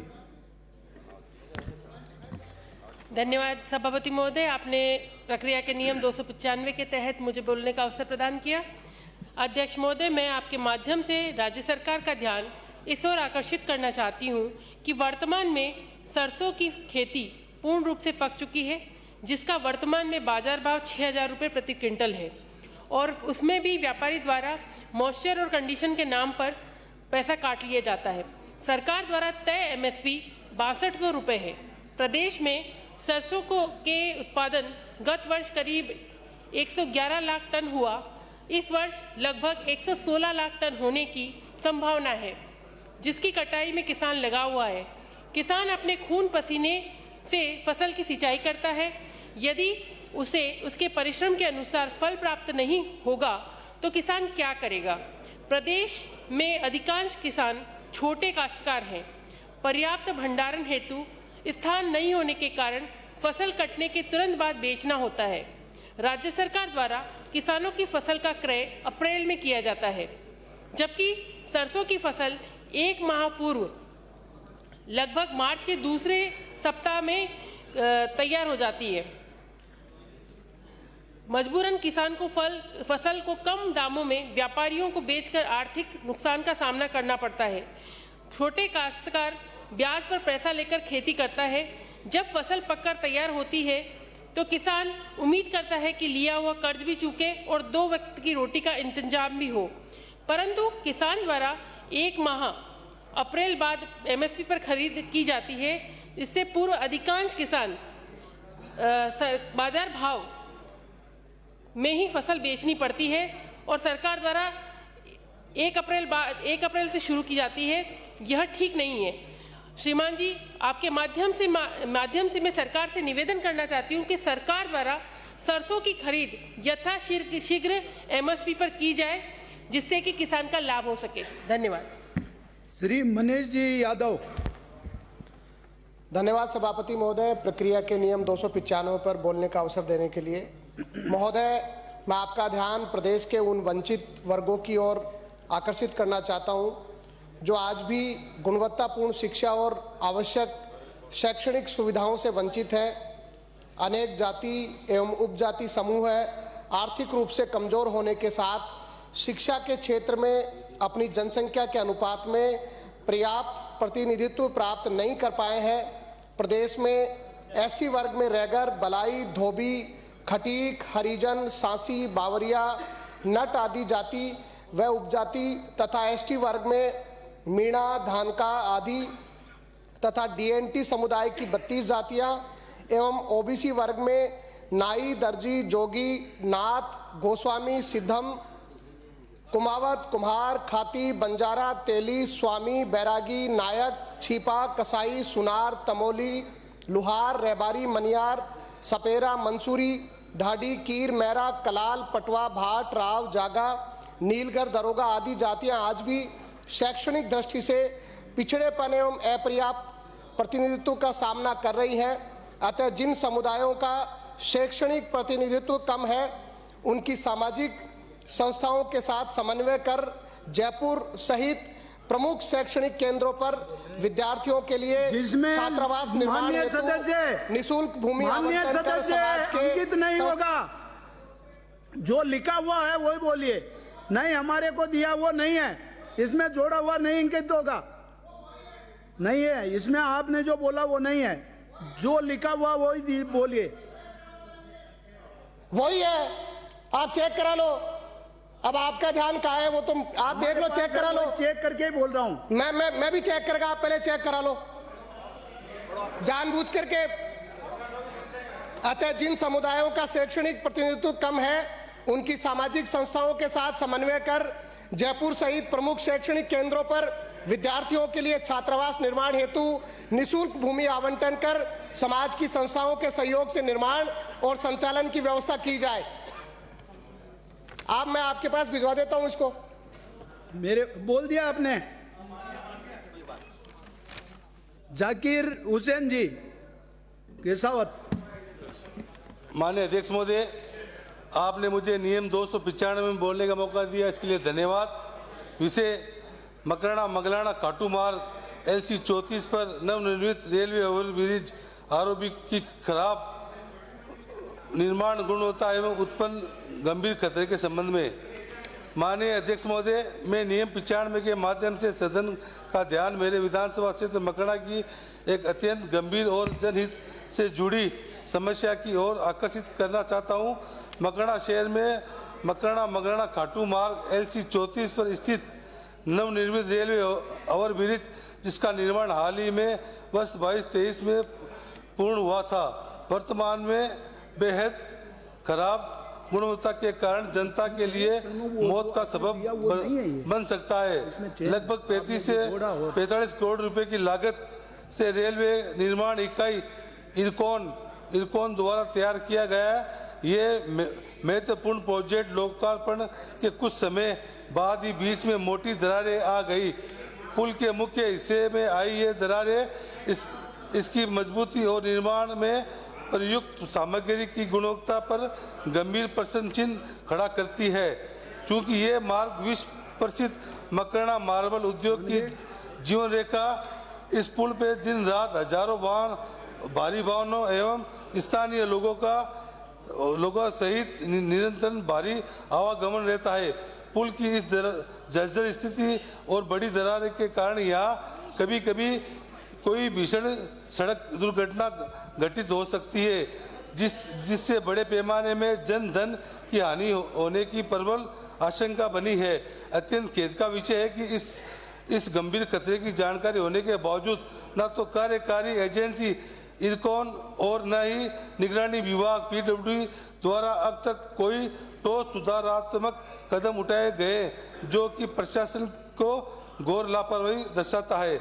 अतः सदन के माध्यम से मेरी सरकार से पुरजोर मांग है कि तत्काल प्रभाव से उच्च स्तरीय विशेषज्ञों द्वारा टीम द्वारा पुल की तकनीकी सुरक्षा ऑडिट, सेफ्टी ऑडिट कराया जाए तथा घटिया निर्माण के लिए जिम्मेदार एजेंसी इरकॉन एवं गुणवत्ता नियंत्रण में विफल रहे दोषी अधिकारी के विरुद्ध कठोर दंडात्मक कार्रवाई निश्चित की जाए। जनहित में सुरक्षा सुनिश्चित होने तक पुल के इस हिस्से की मरम्मत युद्ध स्तर पर कराई जाए और भारी वाहनों के लिए वैकल्पिक व्यवस्था की जाए। इसके अतिरिक्त रेलवे विभाग को निर्देशित कर नीचे की बंद फाटक को तत्काल प्रभाव से खुलाया जाए, ताकि वैकल्पिक मार्ग से सुगमन आवागमन हो सके और किसी अनहोनी को टाला जा सके। धन्यवाद। माननीय सदस्य 295 केवल आपने जो दिया है वही पढ़कर बोलना पड़ता है। अगर किसी के पास नहीं है तो हमारे यहाँ पर व्यवस्था है, आप ले सकते हैं। आपको बोलने के बाद में कि भाई मेरा नाम है और आपके पास कागज नहीं है तो आप यहाँ से व्यवस्था लेकर पढ़ सकते हैं। माननीय ललित जी मीणा। माननीय सभापति महोदय आभार। राजस्थान विधानसभा की प्रक्रिया तथा कार्य संचालन संबंधी नियम 295 के अंतर्गत विशेष उल्लेख प्रस्ताव के माध्यम से विधानसभा क्षेत्र किशनगंज शाहबाद में विभिन्न सड़कों मार्गों के माध्यम से आ रही वन भूमि से डायवर्जन की कार्रवाई NOC दिलाने के संबंध में महोदय, राजस्थान विधानसभा की प्रक्रिया तथा संचालन के अंतर्गत विधानसभा क्षेत्र के साथ विभिन्न सड़कों के माध्यम से आ रही वन भूमि के डायवर्जन की कार्रवाई शीघ्र करवाएं, जिससे आमजन को राहत मिल सके। आज़ादी के समय से सड़कों के कुछ हिस्सों पर वन भूमि आने से बिना वन भूमि की NOC के निर्माण स्वीकृति नहीं हो पा रही है। इसके लिए वन विभाग की NOC के प्रस्ताव वन एवं पर्यावरण मंत्रालय भारत सरकार को प्रसिद्ध कर दिए गए हैं। साथ ही 12 जिले के वर्तमान डीएफओ व एक्शन पीडब्ल्यूडी द्वारा भी प्रभावी मॉनिटरिंग भी की जा चुकी है। वन विभाग की एनओसी के अभाव के कारण राजपुर से शाहबाद, रामगढ़ परिक्रमा मार्ग, केदारकुई से मुहाल, कॉलोनी से आमखो, सिमलोद से शाहीपुरा वाया शिवपुरा, कस्बा थाना से बमनगवा तथा बीची से मोहनपुर व अन्य सड़कों के बीच वन भूमि होने के कारण सड़क मार्ग की स्वीकृति नहीं मिलने के कारण आम जन का आवागमन बाधित है।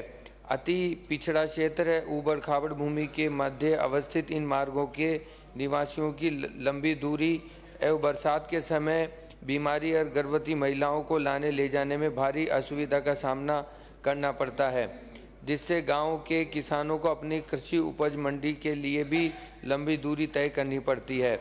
अतः सदन के माध्यम से मेरा माननीय वन मंत्री महोदय से निवेदन है कि उक्त सड़कों के निर्माण हेतु वन विभाग से एनओसी दिलाने का श्रम करें, जिससे वन विभाग की एनओसी के अभाव में रुकी हुई सड़कों का निर्माण जल्दी किया जा सके। धन्यवाद। डॉक्टर सुभाष जी गर्ग। माननीय सभापति महोदय, विशेष उल्लेख प्रस्ताव 295 के तहत महोदय, Rajasthan electronics and instruments limited company में भारत सरकार का 51% व राजस्थान सरकार रीको का 49% शेयर है। रील डेयरी और इलेक्ट्रॉनिक्स, सौर ऊर्जा एवं आईटी के क्षेत्र में 30 वर्षों से कार्यरत है। पिछले 4-5 वर्षों से नवाचार के तहत आधुनिक तकनीक आधारित EV charging station, drone smart classes, CCTV system, biometric system के क्षेत्र में कार्यरत है एवं सिक्योरिटी व एंसिलरी सर्विसेज का महत्वपूर्ण कार्य कर रही है। कंपनी स्थापना से ज़्यादातर समय प्रॉफिट में है व डिविडेंड पेइंग रही है। भारत सरकार के निवेश एवं सार्वजनिक परिसंपत्ति विभाग DIPAM वित्त मंत्रालय द्वारा जारी बैठक के कार्यव्रत दिनांक 9/12/2024 के अनुसार रील में भारत सरकार के 51% शेयर को राजस्थान सरकार द्वारा अधिग्रहण हेतु राज्य सरकार की रुचि जानने हेतु एक कमेटी गठित की गई थी। इसके पश्चात भारी उद्योग विभाग भारत सरकार द्वारा राजस्थान सरकार को यह जानने के लिए कि रील में भारत सरकार के 51% शेयर को राजस्थान सरकार द्वारा अधिग्रहण करने के लिए 4-5 बार पत्राचार भी किया गया है। मेरा अनुरोध है कि राज्य हित में राज्य सरकार द्वारा केंद्र सरकार को रील के 51% शेयर होल्डिंग अधिग्रहण करने के बारे में शीघ्र निर्णय लेना चाहिए एवं यह रील कंपनी वर्तमान में जो प्रॉफिट मेकिंग है, अतः यह संस्था वर्तमान तकनीकी युग में राज्य सरकार की नवरत्न कंपनी बन सकती है। अतः मेरा अनुरोध है सरकार से कि रील के 51% शेयरों को राज्य सरकार द्वारा अधिग्रहण कर राज्य की पूर्णतः स्वामित्व वाली कंपनी बनाने का काम करे। धन्यवाद। श्री हाकम अली जी खान।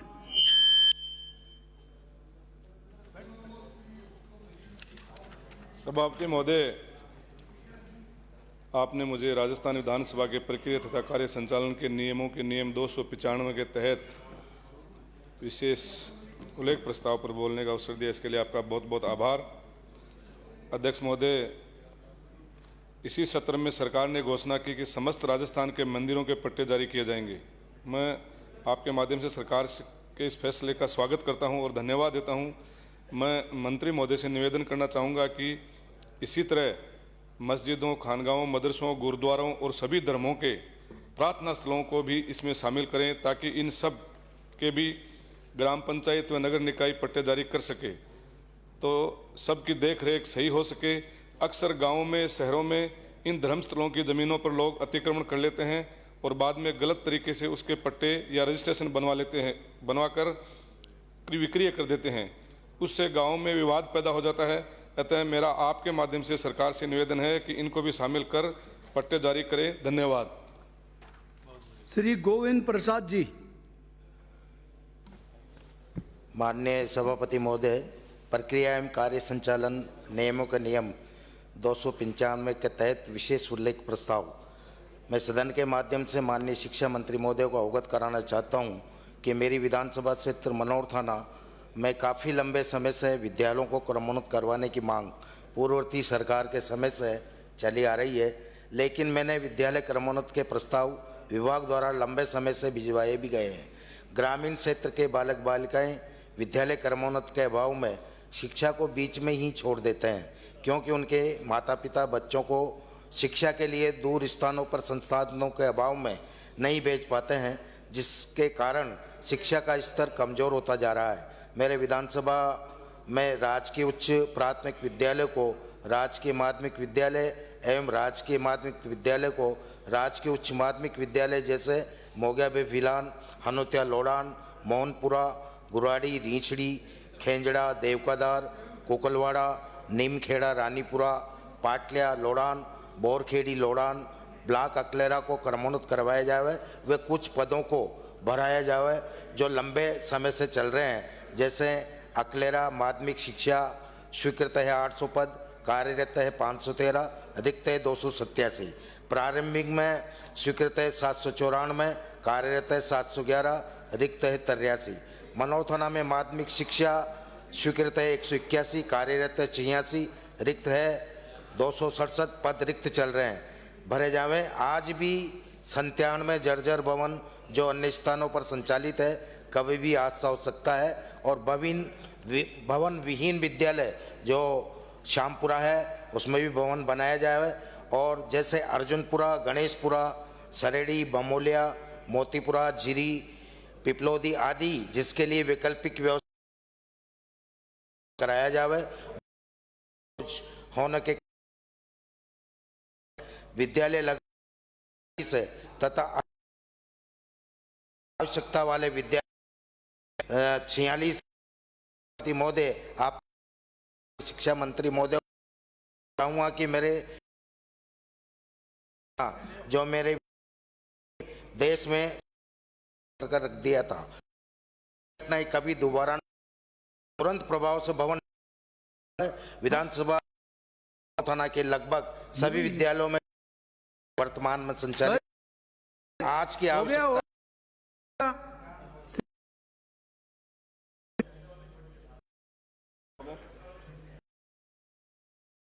पे बोलने का अवसर दिया, बहुत बहुत आभार। विशेष उल्लेख विधानसभा क्षेत्र में सिंचाई के पानी, मान्यवर महोदय, क्षेत्र में पीने के पानी की विकट समस्या है। क्षेत्र के सीमा 2 किलोमीटर दूर नहर परियोजना से पानी आ रहा है। मेरा अनुरोध है परियोजना में निम्न ग्राम पंचायत 88 ग्राम रानियों को ग्राम पंचायत इंदिरा, मसारी, टिटपुरी, बड़ौदा कांड, नूरपुर, मैथना, टीकरी, बेड़ा मैदा, रेट, अर्रुआ,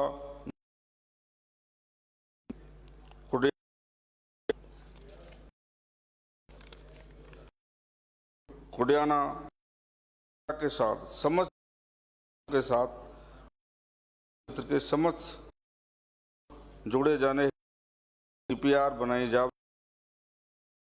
पर विधानसभा क्षेत्र गांवों में किलोमीटर दूर क्षेत्र के पीने के पानी के लिए ईसरत परियोजना से मंडावर पानी आ रहा है। खोकर, रामपुरा, नांगल रूपा, खोरा, अटोज, कालवाड़ी, नौकरी, रेल, डोरोली नगर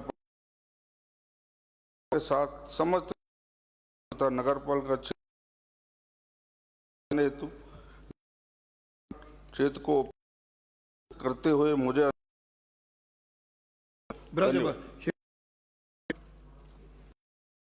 अध्यक्ष महोदय जी, देना चाहती हूँ कि राष्ट्रीय प्रक्रिया तो 295 विषय में बोलने का ऐलान किया। माननीय जी, मैं नियम 290 पूर्ण समस्या इस करना चाहती हूँ कि मेरे योजित जो बड़ी समस्या से चोरी और युवाखोरी सोजित में लगातार बढ़ रही दुकान और चोरी हो रही, इससे आम लोगों में है। लोग रात में नहीं करते, व्यापारी ही परेशान हैं और सुरक्षा की जरूरत है। समस्या है युवाओं में गलत संगत में पड़, नशीली दवाइयाँ में केमिकल जैसे मिल जाती है और खराब हो रहे हैं, इसे नहीं रोका गया और आने वाली पीढ़ी तथा नशे के गिरफ्त में आया युवा से निवेदन करती हूँ कि सोजत बेचने वालों पर और युवाओं के लिए अभियान चलाया जाए ताकि युवा पुलिस नशे वाली एजेंसियां व कानूनी कार्रवाई रोकने के लिए लगा लोगों को पीछे पहुंचाए। श्री देवी सिंह शेखावत, श्री देवी सिंह मेघवाल।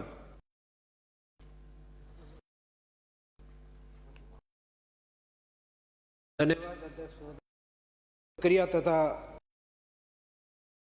295 के तहत उल्लेख प्रस्ताव सरकार का ध्यान पूर्ण विषय की ओर करवाना चाहता हूँ। में भारत पाक विधानसभा विस्तार जनसंख्या बाहुल्य से जहाँ किसान आय वर्ग के लोग संख्या के अंदर निवास, साहती में विधान में फागड़िया 2 उप संचालित है के नियमानुसार में क्रमोन्नत कर पूर्णता मान रखते हैं। महिलाओं व राजस्व संबंधी विभिन्न कार्यों को संपादन लंबी दूरी तय कर पटन तहसील कार्यालय, जिससे आर्थिक साधनों का अभाव एक सामना करना माध्यम से प्रदेश के राजस्व मंत्री जी, मेरी मांग है कि विधान में सुधार करने औद्योगिक विकास से फागड़िया लीलसर बिल को तय करने एवं उप तहसील बनाने की स्वीकृति, जिससे आम तहसील कार्यालय के विभिन्न कार्यों हो का उचित लाभ एवं क्षेत्र का विकास हो सके। श्री उदयलाल डांगी। माननीय अध्यक्ष महोदय, प्रक्रिया तथा नियम 295 की मैं सरकार को ओबीसी वर्ग के लिए करने के संबंध में कहना चाहता हूँ।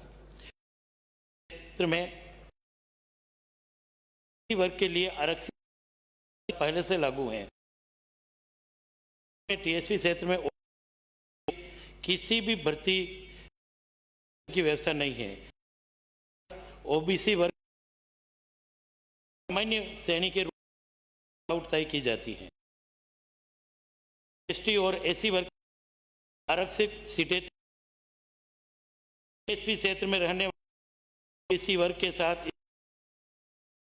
द्वारा निर्धारित के विपरीत हैं। क्षेत्र में ओबीसी इसको ध्यान तथा सामाजिक रूप से ओबीसी 21% अधिकार मिले के सभी युवाओं को मिलेंगे और माननीय अध्यक्ष के माध्यम से सरकार शीघ्र निर्णय ले क्षेत्र में की व्यवस्था सुनिश्चित एसटी और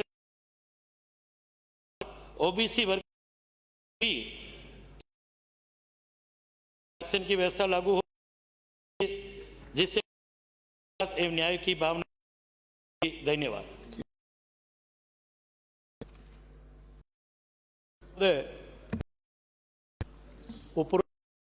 शांतिगत निवेदन है कि क्षेत्र का ग्राम कुई जोधा क्षेत्र जोधपुर स्टोन सैंड स्टोन के जाता है। यहाँ बड़ी पत्थर इकाइयां संगठित रूप से कार्य कर रही हैं। यदि यहाँ एक औद्योगिक क्षेत्र विकसित तो ये पश्चिम राजस्थान मानचित्र पर एक नए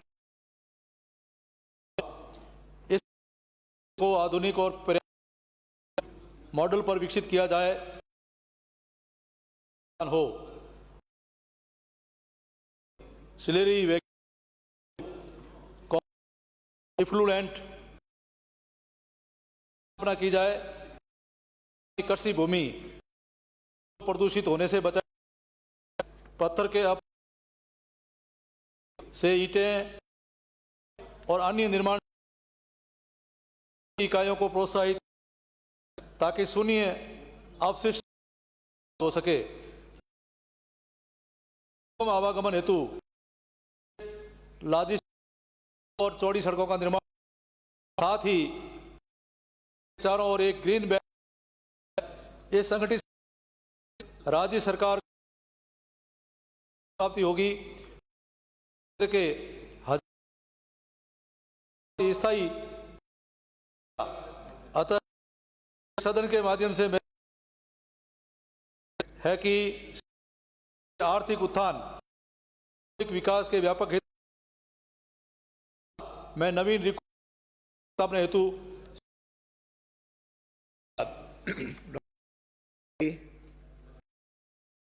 डॉक्टर प्रियंका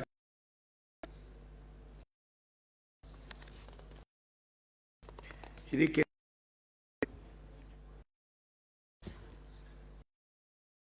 प्रक्रिया के नियम 200 प्रस्ताव। सारण के सरपंच अधिकारी ने मिली नाम पर 30,48,000 की अन्य किसी भी ग्रेवल की किसी प्रकृति नहीं ली गई। इस अभियंता द्वारा कराया गया निर्माण पीडब्ल्यूडी की पर बताकर कर दिया गया।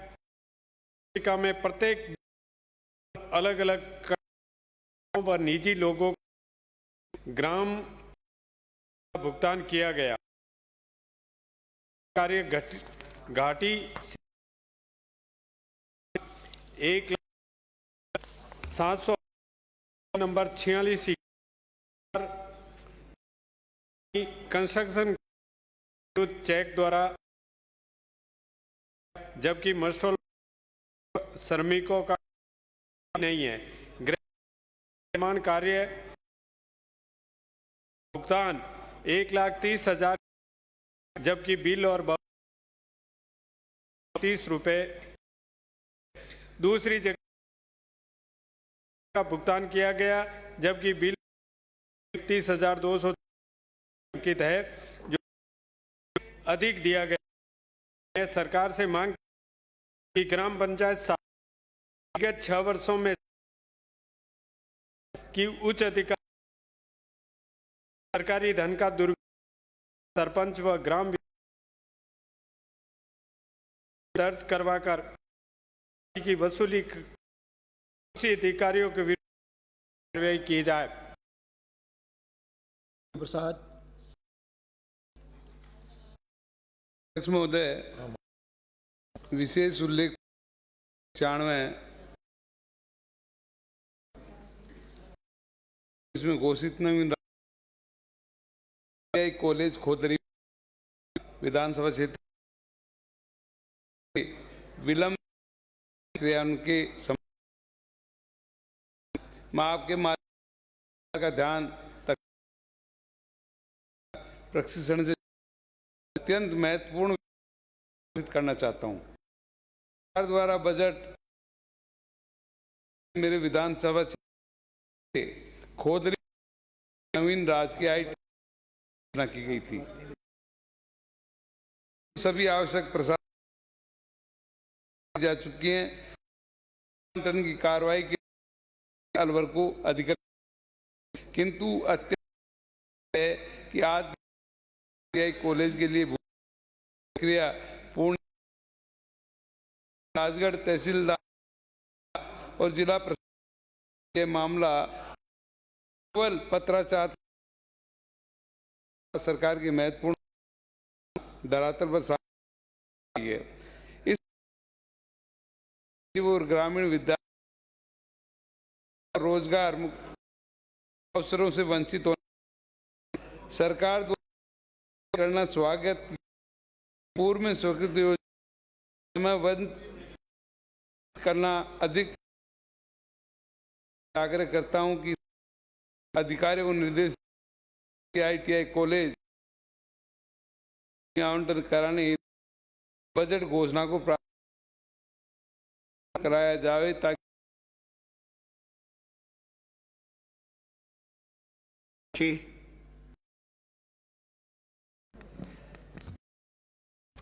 माननीय नियम प्रक्रिया का अवसर दिया, हार्दिक धन्यवाद। उनसे सूरसागर स्वास्थ्य सेवाओं को आकर्षित कर मेरा विधानसभा क्षेत्र जनसंख्या बड़ा विधानसभा, यहाँ प्रमुख जिला चिकित्सालय, कई सैटेलाइट चिकित्सा अस्पताल, जीवन में जांच मशीनों की, नर्सिंग कर्मियों के रिक्त पदों अपेक्षित चिकित्सालयों में जांच अभाव के कारण सुविधाओं का सामना। स्वामी आनंद राजकीय सूरसागर विधान प्रमुख जिला चिकित्सा 1200 है यहाँ, परंतु नहीं होने से इनका उपयोग इस अस्पताल की लोकेटिंग कैपेसिटी और आधुनिक जांच उपलब्ध करवाने के साथ डायलिसिस यूनिट स्थापित करने अस्पतालों में, परंतु रखरखाव में बंद पड़ी है। सोनोग्राफी स्कैन मशीनों के साथ उपलब्धता करवाते ऑर्थोपेडिक और पदों पर डॉक्टर नियुक्ति करवाएं के लिए जूनियर निर्देश प्रदान कराएं। स्वास्थ्य सेवा निर्विरोध रूप से चलती रहे। धन्यवाद।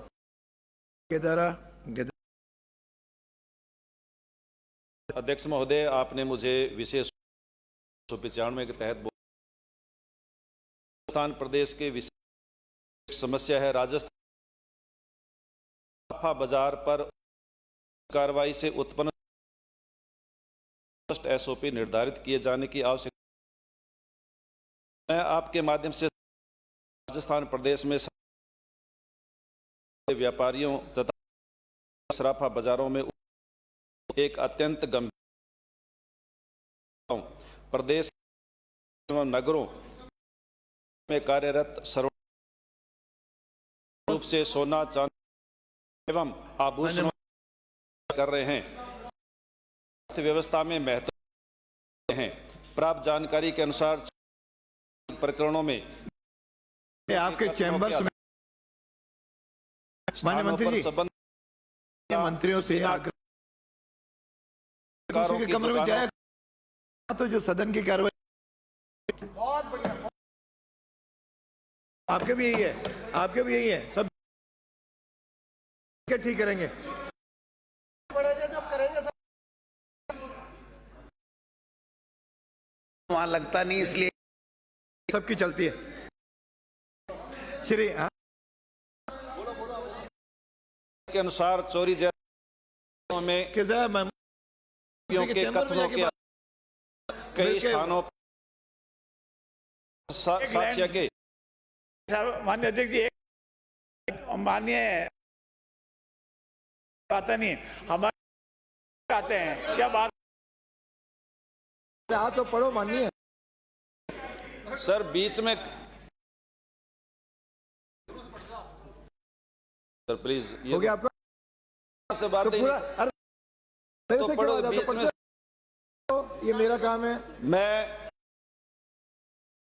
जिलों एवं नगरों के कार्यरत समय से विधिवत रूप से चांदी के आभूषण कर रहे हैं। स्थानीय महत्वपूर्ण योगदान जानकारी के अनुसार अधिक प्रकरणों में आरोपियों के कथनों के पुलिस द्वारा साक्ष्य के श्रवणकारों बार बार दबिश दी, विधि सम्मत प्रक्रिया नहीं किए जाने आ रही हैं। के अनेक मामलों में आरोपियों से होता नहीं अवैध क्रय संदेह के आधार पर की जा रही, उनमें व्यय एवं इस प्रकार के